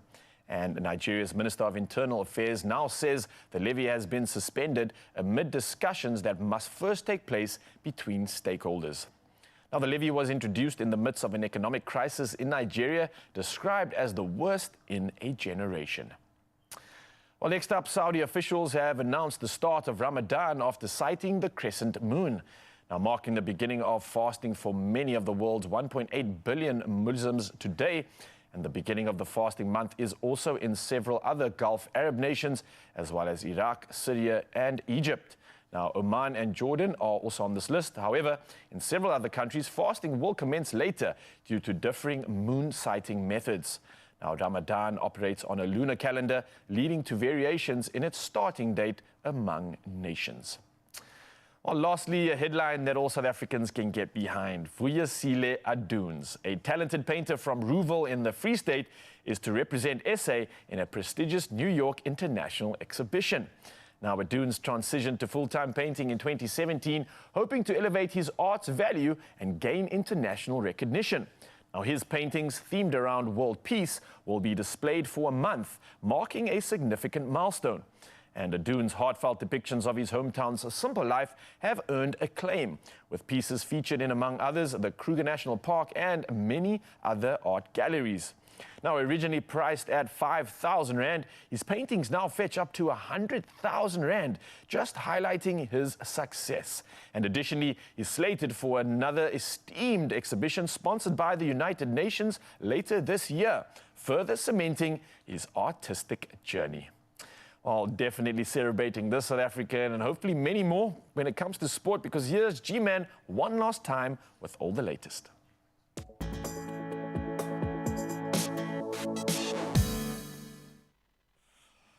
Thank you so much, my friend. Let's start with some thrilling Premier League action yesterday. And Liverpool, they were able to hold Man City to a 1-1 draw at Anfield, courtesy of an Alexi McAllister second-half penalty levelling matters. That intense encounter, well, it really was Arsenal that was the winner. Ultimately, they rise to the top of the Premier League table. That was after their 2-1 victory against Brentford on Saturday. So with both Liverpool and Arsenal now tied on 64 points, the title race intensifying 10 games remaining. It's going to go down to the wire. And of course, Man City, they're unbeaten in 21 games across all competitions, now sitting third on 63 points, but chasing hard. Then we turn to a South African focus right now, and the Buccaneers have the bragging rights. Once again, Orlando Pirates staged a remarkable comeback to secure a thrilling 3-2 victory over their Soweto derby rivals, Kaizer Chiefs, in a pulsating PSL encounter on Saturday afternoon. Monapule Saleng's brace proving instrumental in securing the Buccaneers' first league double over the Amakosi since 2008 and 09 season. However, Ashley Dupree's heroic efforts for the gold-clad team twice giving them the lead to restore some hope at least. But ultimately, the result goes the way of Pirates, and they climb to second place on the log with 33 points from that win. And Kaizer Chiefs now dropping to 7th place with 29 points. Then we turn to cricket and an absolute dominance across all spheres. India have now ascended to the #1 spot in the ICC Test cricket rankings. That was after their dominant 4-1 series triumph over England. So the achievement displacing Australia, now down to 2nd place in the rankings that were disclosed by the International Cricket Council on Saturday. And they reflect India's remarkable comeback after losing that opening test, you might remember. Then India's status as the top-ranked team remains secure regardless of the outcome of the 2nd New Zealand-Australia test, currently playing out in Christchurch, a great one as well. Furthermore, India maintaining leading positions in one-day and T20 internationals to boot. Now let's turn to the African Games, and Team SA enjoyed a triumphant Sunday at the African Games in Accra, securing 16 medals to elevate their overall tally to 29 now. That impressive haul included 4 golds in badminton, cycling and swimming, along with 5 silver and then 7 bronze medals across various disciplines. So some notable achievements standing out included Juanita Scholz retaining her women's singles crown. That was in badminton. Then Dylan Geary's silver in the men's cycling road race. We also clinched gold as the top under-23 rider. Then back in the pool, swimming contributed 2 additional golds, courtesy of Simone Mole. And then Team SA's 4x100 meter medley relay, which is always kind of the superstar event to win. So well done, Team SA. But that's where we leave our sport for this Monday morning. Let's take one last look at the roads.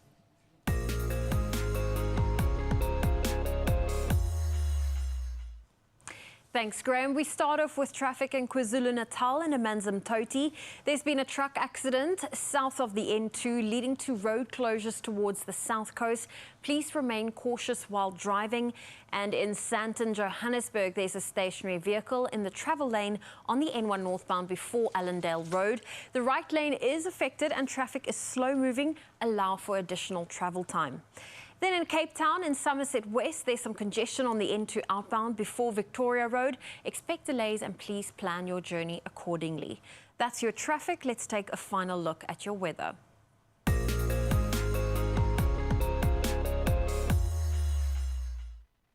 And the SA Weather Service warns of extreme high fire danger conditions expected in places in the Northern Cape and the West Coast and Beaufort West in the Western Cape.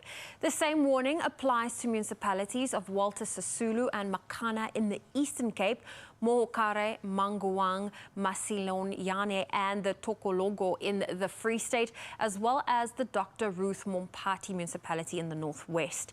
Heatwave conditions with persistent high temperatures are expected in places in Gauteng and the southwestern bushveld of Limpopo and likely to persist into Wednesday. Likewise, extremely hot and uncomfortable conditions is expected in places over the Northern Cape, the West Coast District and the interior of the Western Cape. Well, it's time for us to take a final look at your sunrise views. Let's take a look. Nancy sending through her photo. Look at the picture, in fact, the beautiful flowers in the foreground as she watches the sunrise at the ocean. If you would love to share your morning view, do so on our WhatsApp line. That number is 063 408 8863. Here's a final look at your temperatures for today.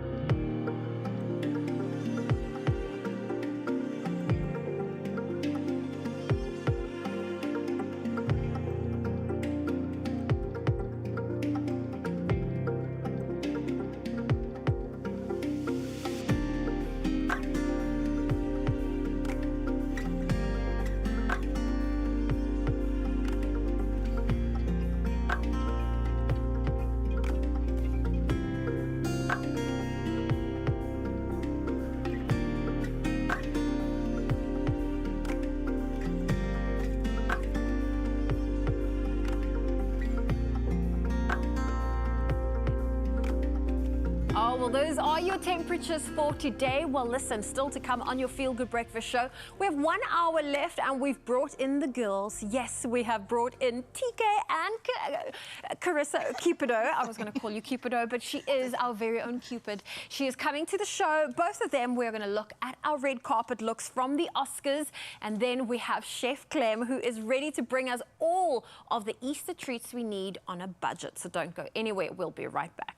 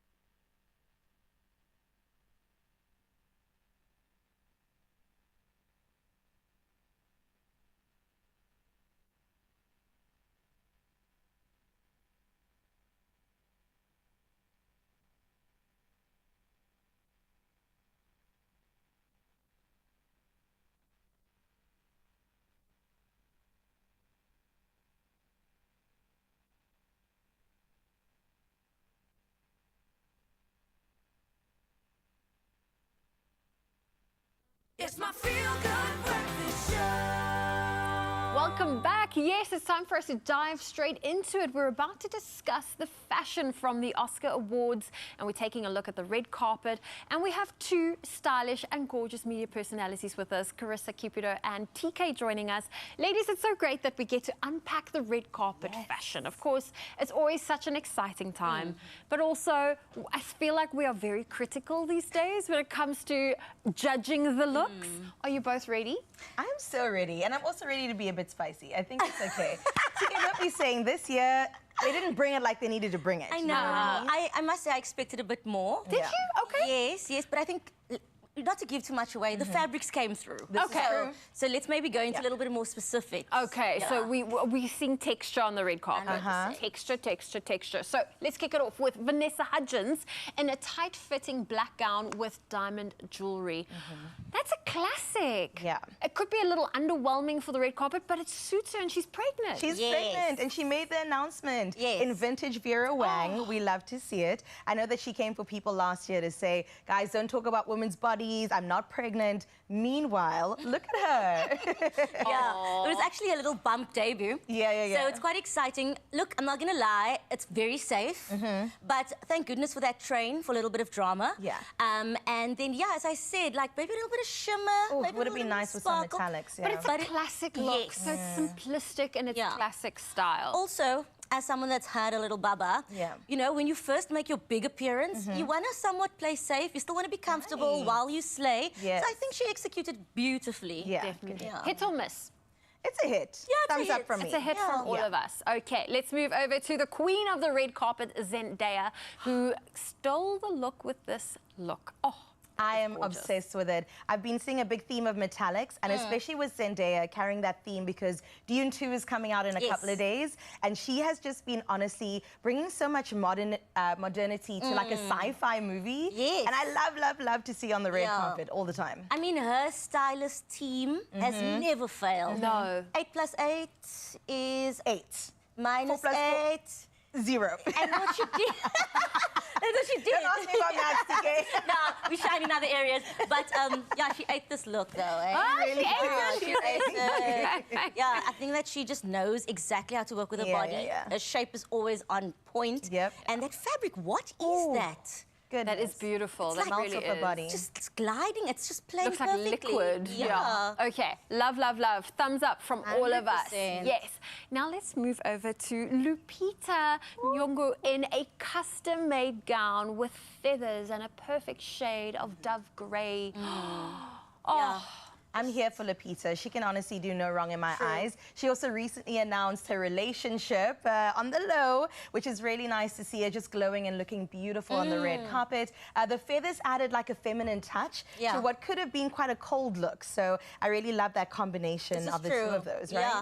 Peplum is making a comeback. Yes. I'm having mixed emotions about it, but when done properly, like our girl right here, I mean, you can't complain about it. So she just perfectly graces the curves. And also, like, girls working out. I don't know if that's Pilates. Look at the arms. Been working out. On that gorgeous skin, it's just everything's a yes. Yes, okay. Oh, amazing. Let's move over to our next look. Liza Koshy in a red gown with rose-shaped arms. You can tell that I'm here for the red. I followed suit in Miss Liza's shoes. I also really love to see somebody that made their debut on YouTube now on the red carpet. I mean, we're seeing the likes of Monet McMichael as well step into those shoes, and it's just really cool to see that trajectory. She took this, she ran with it. It's a thumbs up for me. Yes. Definitely a thumbs up. Would you like to add anything to that? I feel like sometimes, you know, one comes onto the red carpet in red. It's very risky. You know, you could end up like camouflaging. But this almost Merlot perfectly just, you know, breaks. The right red. And so the sleeves. good for her, yeah.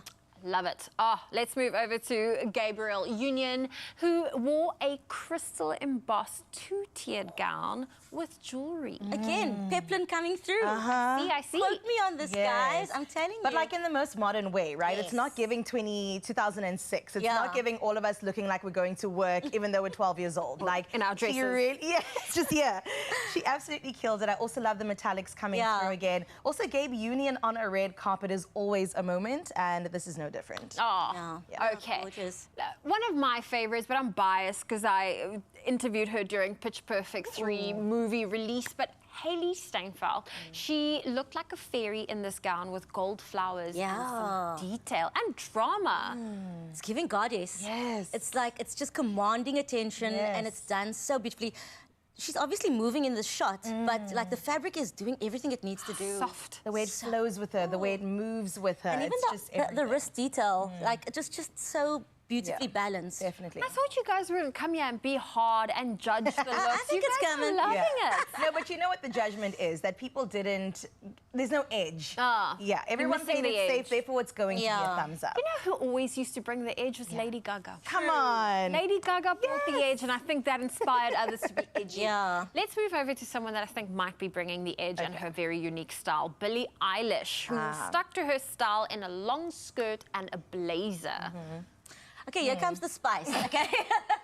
You go first. At the end of the day, this is the Oscars. And yes, you know, Billie's this Gen Z, I do what I want, etc., etc. But I think that there's a certain decorum, there's a certain expectation. And it's giving, let's go for brunch quickly at the wine farm on a Saturday afternoon. And even then, I'm going to be like, Billie, take the jacket off, relax. Relax. You know? But I don't...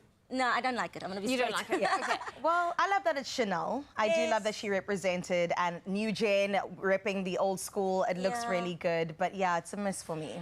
Okay, I'm going to defend Billie here. Okay, apart from, yes, there's a certain dress code when it comes to the Oscars, so I completely get that. But in terms of all the looks Billie has rocked on the red carpet, this one's my favorite. Really? Not for the Oscars, but for a Billie look, this is my favorite out of the... If Billie was to be Billie, then this is she's what Billieing. She's Billieing for sure. I like that Billie look, maybe not for the Oscars, but that's a good Billie. Yes, I She agree. still won an award, though, so we have to bow down regardless. Oh, I keep saying I have all these favorites, but Margot Robbie really is another favorite of mine. And for a change, she swapped her pink gown with this black hip rouging dress. Yes. I love Margot in this. It was nice to see her in something different, and for her to go from the one pendulum to the other, pink to black, was great. I kind of thought maybe she was in mourning, because I feel like Barbie definitely should have walked away with at least more than one Oscar, but she looks stunning regardless. And regardless, they made an impact. The world knows. They got the nominations, but I know at the end of the day, it is just that more affirming to walk away with the gold. Absolutely. I suppose that's where disruption starts. It starts by stirring, and you shouldn't need an actual award to validate or prove the point. But back to the fit, girl did the things and looks absolutely stunning. Yeah. I did. We just focused on the ladies. I know Ryan Gosling was there. I think he was on the list. Did we just have a quick moment to see Ryan Gosling? Let's just, for our enjoyment. For your enjoyment particularly. Period. I don't know. I love this. I absolutely love it. It's so effortless. And you know what's also so sexy about it is that here's a man, masculine, strong. You know, he knows who he is. He's wearing sparkle detail. And an open shirt. You know what I'm saying? I get that. He's so comfortable. Yeah, that's what I'm loving. He knows exactly. He is the guy he thinks he is. He is. He is. He's that guy. I do think he could have pushed the boundaries just a little bit more, considering he's Ken. But he looks good. He really does look good. I can't fault him on that. Okay. Yeah. Well, Carissa, TK, thank you for joining us today, and thank you for bringing your energy as we reviewed some of our favorite looks from the red carpet. But those are just our opinions, so do go and have a look again at them. We will be putting those on social media. All right, let's drop some names here, seeing as we're in a name-dropping kind of mood, okay? Zanele Potelwa. Superstar right now, mega star of the future. She's heading to Tropica's Island of Treasure as the hostess with the mostess. Yeah, we called it. And of course, she is taking with her, Bobby van Jaarsveld, Omutle Geller, Chad Jones, Davi Nokeri, Carl Kuchelman, the cutest man alive, Nkobile Kwezi, and Hungani and Glovu. Superstars from just about every sector of the entertainment industry. And of course, you could be joining them. This is your chance to join this amazing cast in Zanzibar, and here is how you do it. So I'm just thinking, I'm startled. You can't do it, dude. I'm like, how You're not are allowed we gonna, to. Yeah, I'm like, how are we gonna actually do this? Because I would love to be a part of this, but unfortunately it can't be me. It can only be you, Mzansi, and that's why I'm like, man, this sucks. But it's even better for you, because from now until the 4th of April, you stand a chance to win your share of 25,000 Rand in cash just by uploading your official hashtag Tropica Island of Treasure Zanzibar edition to social media. Yeah, simple as that. And you'll just have to simply tag my Tropica and include the hashtag Tropica for a chance to win. It really is that easy. So you don't even have to win the whole show. And so here's the bottom line. You've got to sell yourself. You've got to do something that is uniquely you. How are you going to stand out amidst these incredible entries? We want you, first of all, to motivate the reason. Explain why you are the perfect person to be heading to the island. And it's easy because we've seen what's worked in the past. You've got to sell your personality, your physical attributes, the spice that you're going to add, how you will counterbalance with your partner. But take a leaf out of my book right now, okay? Don't ramble when you do it. That's maybe why I'm not allowed to enter into the competition. And it's all making sense now. That's why G and I are sitting here so stunned, but even more stunned because this means that you, Mzansi, get to make this contestant, well, you can be a contestant and make it that much easier because you just got to be yourself, like G said. Do it, man. It's so easy to just bring us your personality. So the 7 contestants chosen to head to Tropica Island of Treasure will receive 10,000 Rand before even getting to Zanzibar, and that's courtesy of DP. So what are you waiting for? Get those audition videos in right now. Please do it. And the auditions close on the 5th of May, so you have a little bit of time. But from what we've seen already, the entries are amazing. Why? Because this is your opportunity to win your share of 1 million Rand. In fact, you get half, okay? You get 500,000 Rand if you get this right. Now, that is smooth. Oh, well, what else is smooth is we are taking the quickest of breaks on your Feel Good Breakfast show. When we get back, we're going to highlight women in the workplace and unpack that a little bit more. And then Chef Clem, he is coming through with all of the treats ahead of Easter and doing it all on a budget. So don't go anywhere. We'll be right back.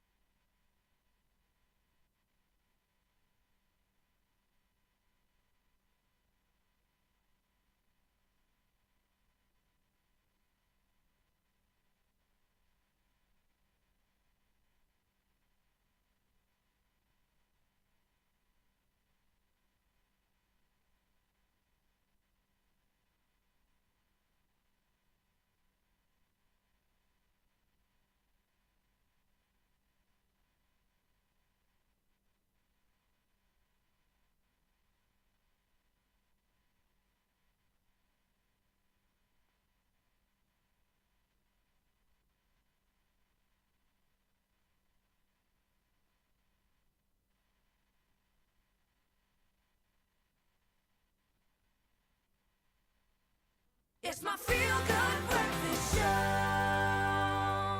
Welcome back. It is your feel-good breakfast show, Expresso on S3. Now, we are going to continue to celebrate women post-International Women's Day that we celebrated last week. And today we are exploring the landscape of women in the workplace. And joining us is Dr. Sylvia Satege, a seasoned professional with over 2 decades of experience across various industries.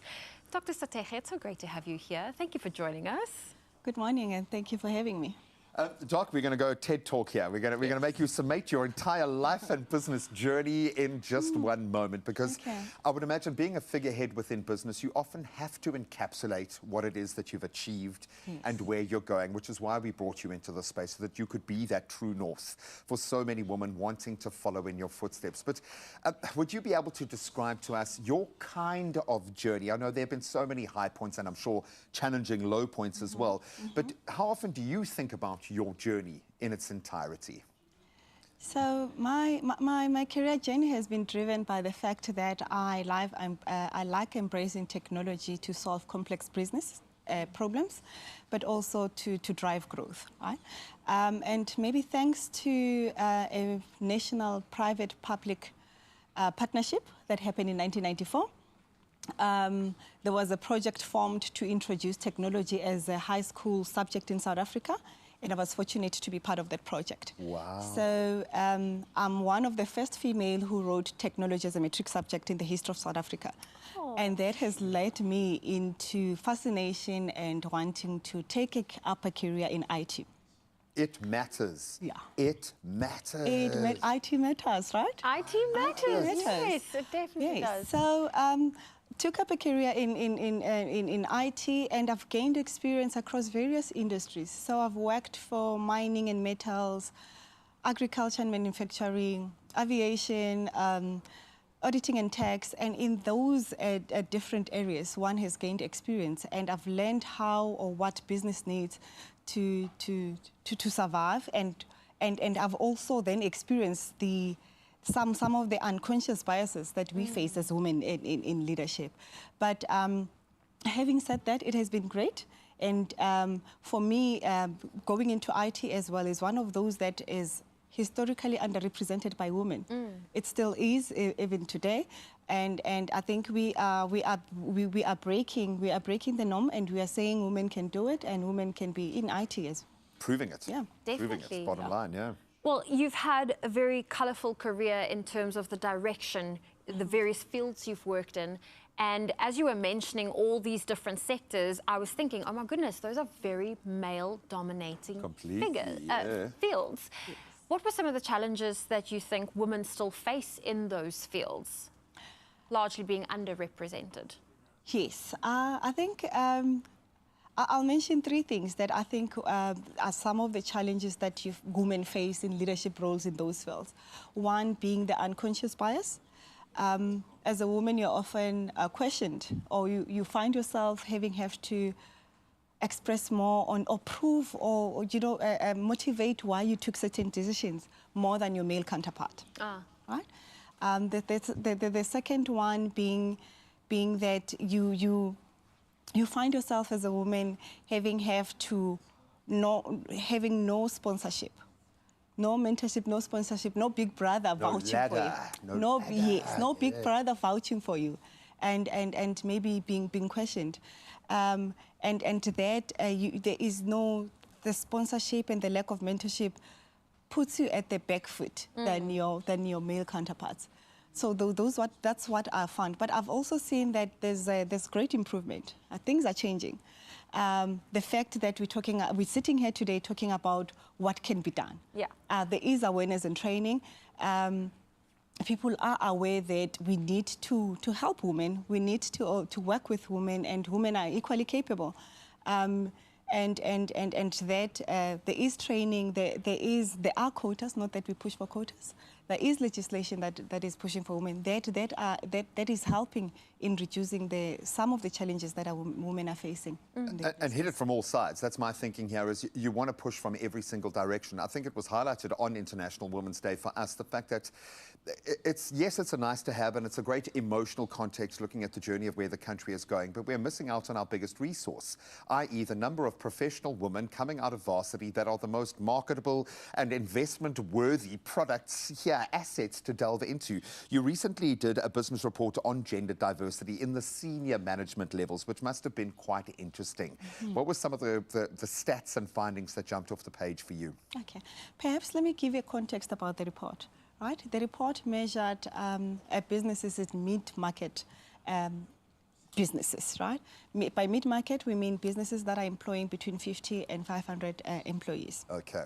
And it looked, the survey has been running for 20 years. We're marking 20 years now. We've been tracking this as Grant Thornton. And it surveyed 28 countries. So what we found is that there is improvement. I mean, there's a good story to tell, right? In South Africa in particular, we are ahead of the global trends or global percentages in having women in leadership in mid-market businesses. So when we started tracking the report in 1992, the stats were sitting at 26% for South African women in senior leadership. Today, we are sitting at 42%. Sure. That's a great improvement. That is a massive that's a massive improvement, and it can be celebrated. However, if we compare the growth from last year, we only grew by 1%, and that is also the case globally. So it looks like we are not focusing or putting as much efforts as we used to, and we are now growing just by 1%. And that's that will let the sun set on a glorious achievement that we've done so far. Sure. So we need to do more. We need to be very deliberate about it. And otherwise, our studies shows that if we are not going to be as focused as we were, we will only reach parity by 2053. That's a very long time. Oh, that is a long time. Think of all the lost opportunities. Exactly. Yeah. 2053 is a very long time. It is. Well, Dr. Sylvia's not going anywhere, so stay tuned on your Feel Good Breakfast show. We have more to unpack.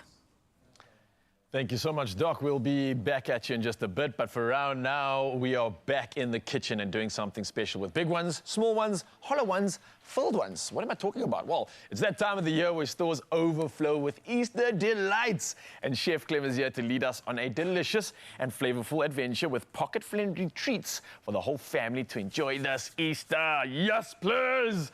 I'm so excited, bro. Yeah, and I'm glad you said for the whole family. Yes. Because every year, Woolies comes out with the most amazing Easter gifts. And I see the adults more busy with it than the kids. And there's a couple of ones I've here. been hyping. I've been even like chatting to people like, what do you think they're going to bring this year? It's like hype, man. There's one of these gifts that will humble you as an adult. Okay. I'm going to get to it in a bit, but let's talk about it. Interesting, yeah. What do you got for us, man? We've broken it up into 4 categories. Okay. Under 30, under 50, under 100, and under 200 Rand, okay? Oh, I thought you were talking about our age. No. If you are hovering around the 200 age, please call us right now. You can have all of it. We can have all of it. Okay, so let's talk about what we got. So yeah. Every year, we'll come up with the Chuckles bunnies, okay, have become so amazing. People are coming up with amazing ways of how to serve them. Some people put them on their dashboard, let them melt. Then bite the end and squeeze it because it's got that multi-crunch filling. Some people freeze it. That's me. I like freezing it. Oh, wow. There's you a can way. do that. That's actually a thing. And then do you eat it ears first? You know, there's a method. You got to have methods. There's a whole method, yeah. And then another one that loves the freezer is the marshies. These are chocolate-flavored ones. This is something you alluded me to, and I've never gone back, bro. Being able to put it in the freezer and then like pick off the pieces afterwards. If you missed that on the giant Valentine's Day Marshie, those are the ones for the freezer. So check them out. Okay, so that was under 30. Under 50, we got the giant Chuckles lollipop. Okay, again, very sweet. And we got the chocolate bunny. Have to. Then we got under 100. It's not Easter if you're not rocking with the box. Yeah, you got it. Okay. That's a standard essential. You have to. 100%. And then it's the official Easter bunny, okay? Ears Another first, one. eh? How This do is the you- ears first version. Okay, I was gonna ask you, do you go ears first? Well, on this version, you have to go ears first. I mean, how can you just not navigate around anything other than the ears when it's pointing at you so, like, in such a cute way? If you want to know, if you're looking to be in a relationship with someone and you want to know what kind of person they're like, buy them this. Watch how they eat it. What do they eat first? Not judging. Telltale signs. We're judging. Telltale signs and also red flags can come from that. So this is a There we great go. relationship experiment. So that's under 100. Nice. Under 200. Here comes the one that will humble you. But first, okay, we've now become very familiar with the Woolies besties. Yeah. All your favorite chocolates inside the box. Now it comes with a Ludo game. When last you played Ludo? The game Ludo. The game Ludo. It's in the box.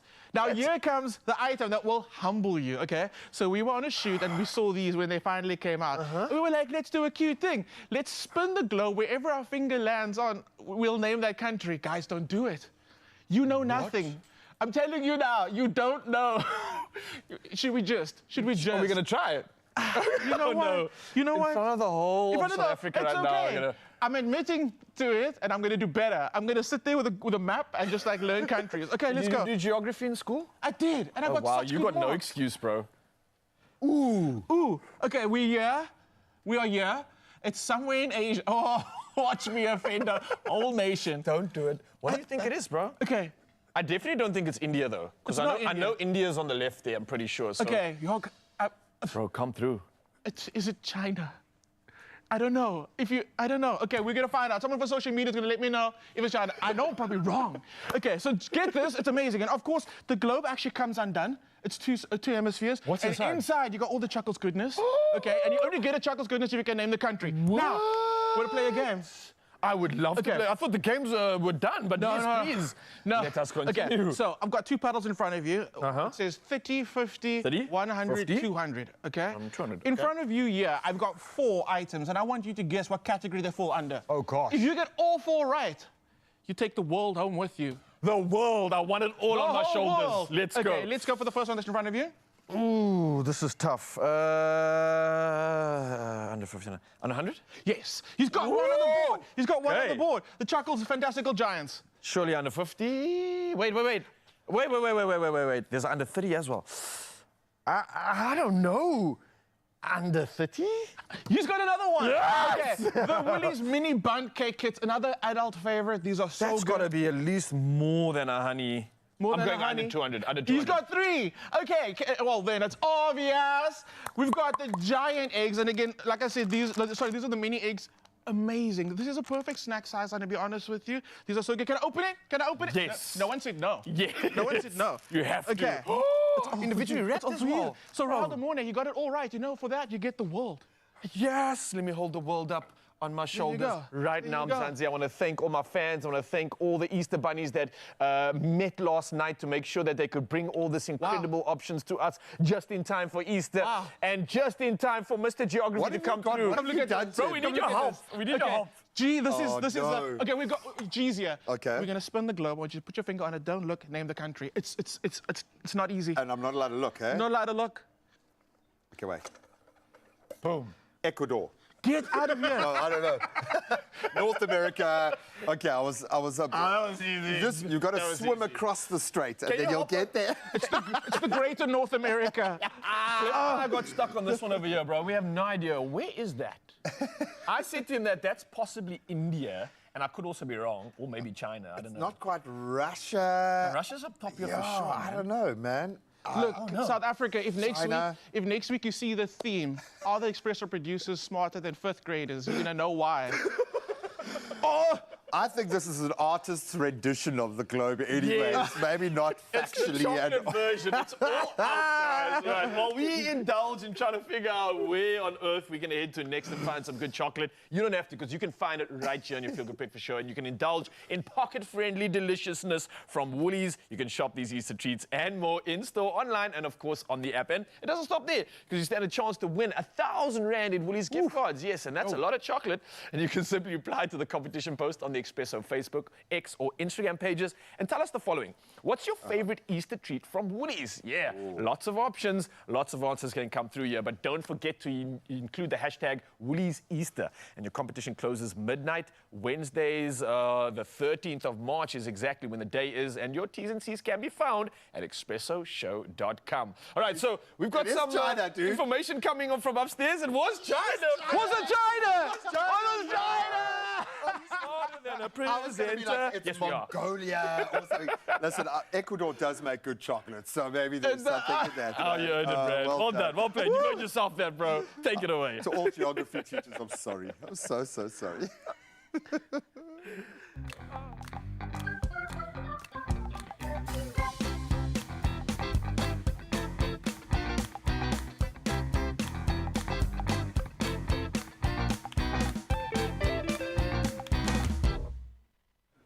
Well, we are taking a quick break. When we get back, we are going to continue that conversation with Dr. Sylvia, now putting the spotlight on the importance of mentors in the workplace for women.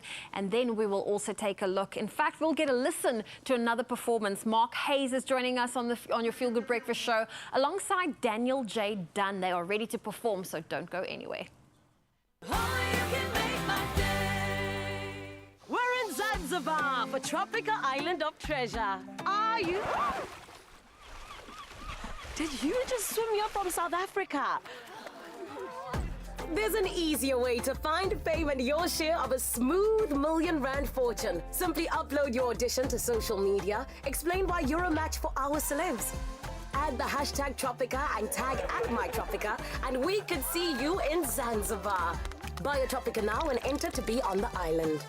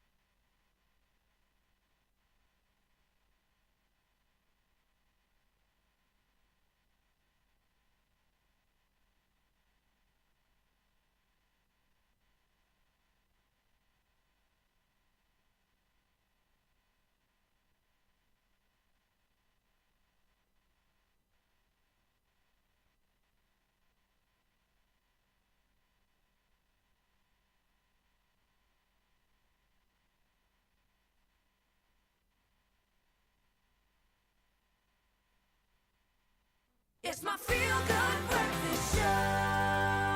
Welcome back. Not just buzzing from all the sugar this morning, but buzzing from this conversation. We are continuing our chat on women in the workplace, a broad conversation that has taken us to some incredible points over the last week. And we are joined once again by a guiding light, Dr. Sylvia Sateghe, who has 20 years of experience across an incredibly wide range of businesses and ICT areas. And she is sharing some gems with us this morning because you've done a deep dive in this space and you get it. Definitely.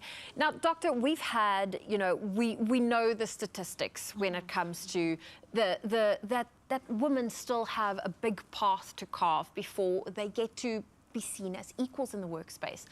How can we now come up with solutions? What can businesses put in place to ease that path? Because I don't think we need to wait until 2053 to make it happen.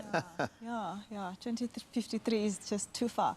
So I'm going to summarize it in 3 parts. And in our report, which is accessible via our website, it is there, and basically it's in 3 things. It's in leadership, it is in the strategy, and it is in the way of work. And let me dive deeper into what that means. In the leadership, it has to be driven from the top. You have to have your number one employee, maybe your CE, and together along with other female leaderships, driving the fact that we need to get to parity. It has to be in the strategy. We must have a clear strategy that deals with diversity, equity, and inclusion. It is not enough that is maybe highlighted in your ESG strategy. It's not a whitewash at the end of the process. It has to be a clear strategy. I mean, there's a saying that what gets measured gets done. Love it. Let's put quotas, let's put what are we going to achieve when, and it has to be a concerted effort that businesses have to go to. Then the way of work. We need to make it comfortable for women. We need to make it comfortable for women to be able to take up those leadership roles. Your psychological safetiness, your flexible working relationships at work. Those are some of, summarized in 3, makes it easier for women to take up the leadership positions and to be comfortable and be able to perform. Notwithstanding that has to be in place. We women as well need to be ready. We must have the skills. We must be competent to be able to perform in those roles. And undoubtedly, women can do it. Yeah, no, competent and confident, as everyone in business needs to be. We've got all these online mentors preaching confidence and go and sell yourself. Easy when you can see yourself represented in 9 out of the 10 people above you. Not so much when you don't see a clear path. And we joke about representation as, again, being this nice to have add-on at the end, but it's vital. It's absolutely vital that a woman starting this journey sees it. So there's 2 big gateways for me. When often we lose that greatest asset when a woman unplugs to have children, then gets their parenting superpower of being able to put the collective in front of themselves, and then we keep them out of the fold. So that flexi ability to bring women back, I get that. But mentoring, that is the game changer. And all the uber successful businessmen that I know, they've had someone championing their cause. Yes. How do we get that right? Does it have to become mentoring programs? Does it have to be structures that offer mentoring? Because there just aren't enough female mentors to go around. Yes, I think and organizations can foster that themselves. I mean, we can create programs where we foster and make sure that it is a structured approach. For example, there's a facet program now that's running. It's aimed at women and putting women in leadership positions. It's one way of educating, but also structured. And in those programs, you find that there's women who are already in leadership programs who would come in and mentor the ones that are up and coming. But again, I think I just want to hound on the fact that it is also up to the mentee to be hungry, to want to learn from their mentor. And the mentee has to drive that relationship so that we've got a clear objectives and you know what you want to achieve. Because, as mentors, we all navigate at these things in different manner and different ways. And your way might not necessarily be my way. But if you're a mentee and you get to explain to a mentor what you need, it becomes easier for you to be helped to navigate this 10 in 10s. By the way, they are 10 in 10s. It's not a 10 in 10s. It might 360 degrees to get back to where you were. And it does make a massive difference in the field because that mentoring goes up and down. We're finding often now older mentors are learning as much from the people coming up as the return journey down. I love that. I feel like you're the perfect person to ask this, just for, for women watching right now, hearing what you're saying, you know the statistics, you've been in various different areas and fields within your profession. Any last words for those individuals that just feel like this is a big mountain and they just don't know where that first step is? Yeah, I would say don't just look at the mountain, take that first step, right? That's very important. Take the first step. It is also okay to fail, as long as we fail forward and we fail and we're learning that we're learning from our failures, and that it is possible. As a woman, it is possible. You can do it. You just need to have that confidence, that faith, and go for it. Go for your goals.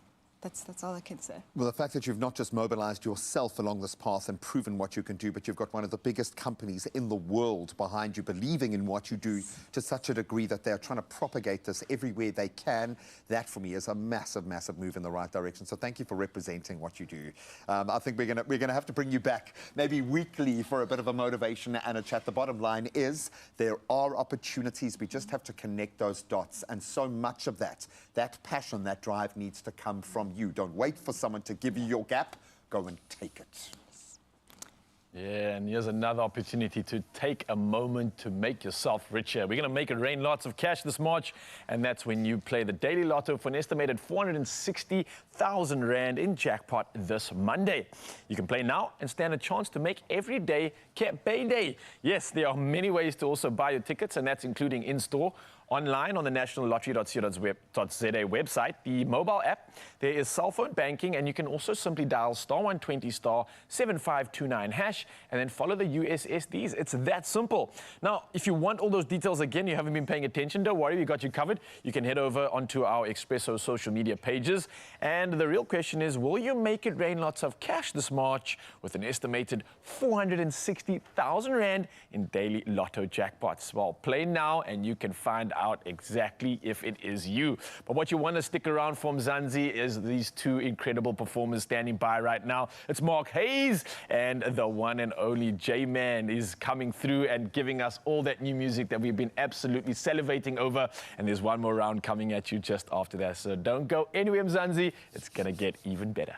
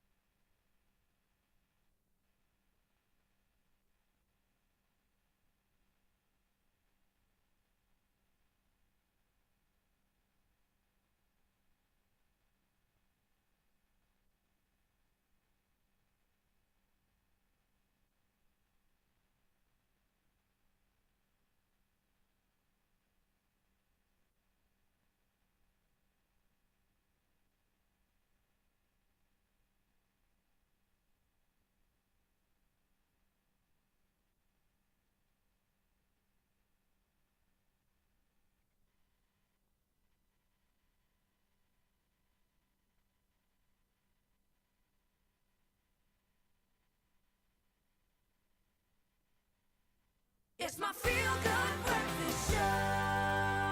Wow, time flies when you're having fun. It's been an amazing show. Thank you so much for joining us on the ride. And of course, we're going to round it off in style, man. Definitely. We have a very talented singer, Daniel J. Dunn. He was joined by Mark Hayes earlier, but he's got another solo performance for us. So I think we're just going to end off our Monday with a feel-good note. Here's Daniel J. Dunn. Bring it out. Hey guys, I'm back, and this is my own rendition of Since You've Been Gone by Kelly Clarkson. It's a much more mellow version than hers, so enjoy.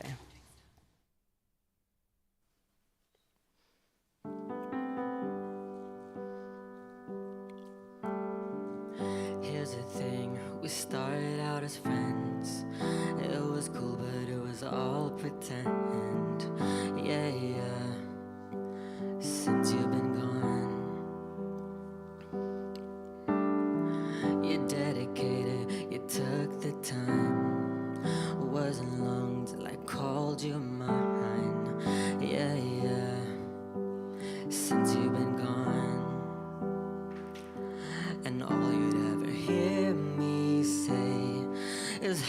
pictured me with you.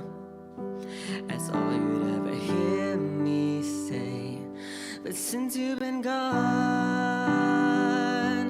I can't breathe for the first time. So moving on, yeah. Thanks to you, now I get what I want. Since you've been gone,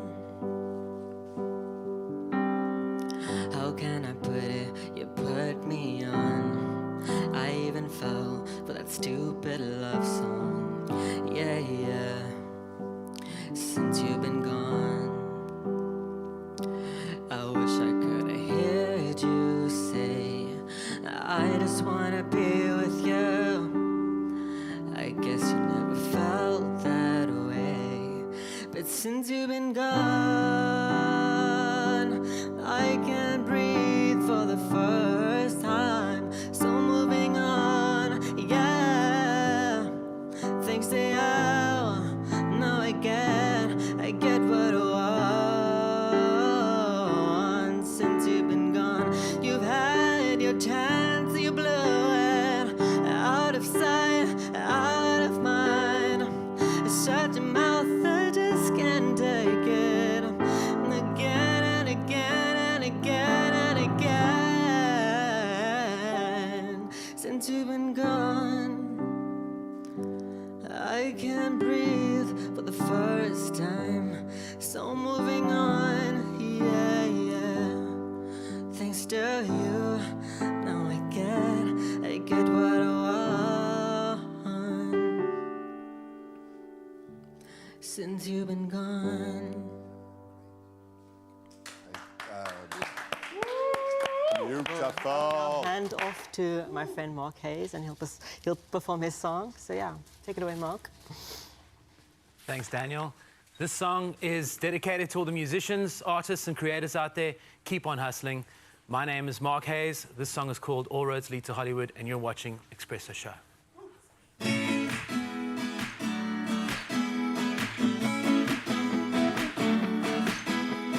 Down the only road I've ever known. Don't know where I've been or where I go. Some days it's hard, the road it never ends. Don't matter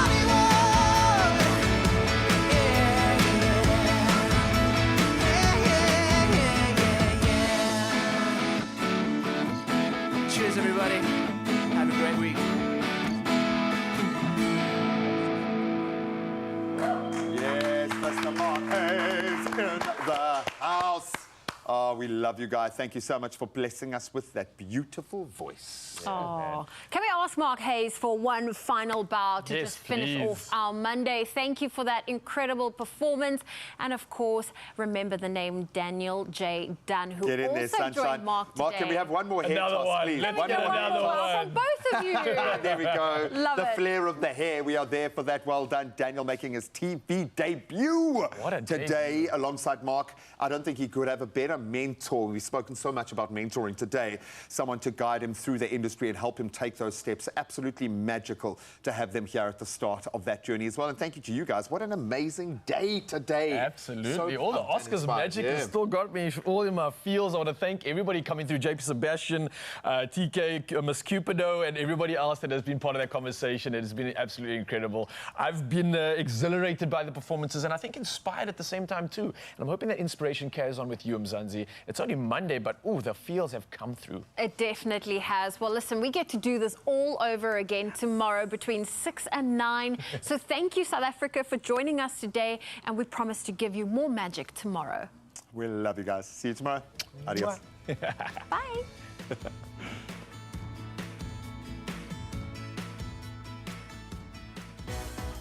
Add a spoonful of love to all your favorite things and sweeten it your way with Clover's sweetened condensed milk.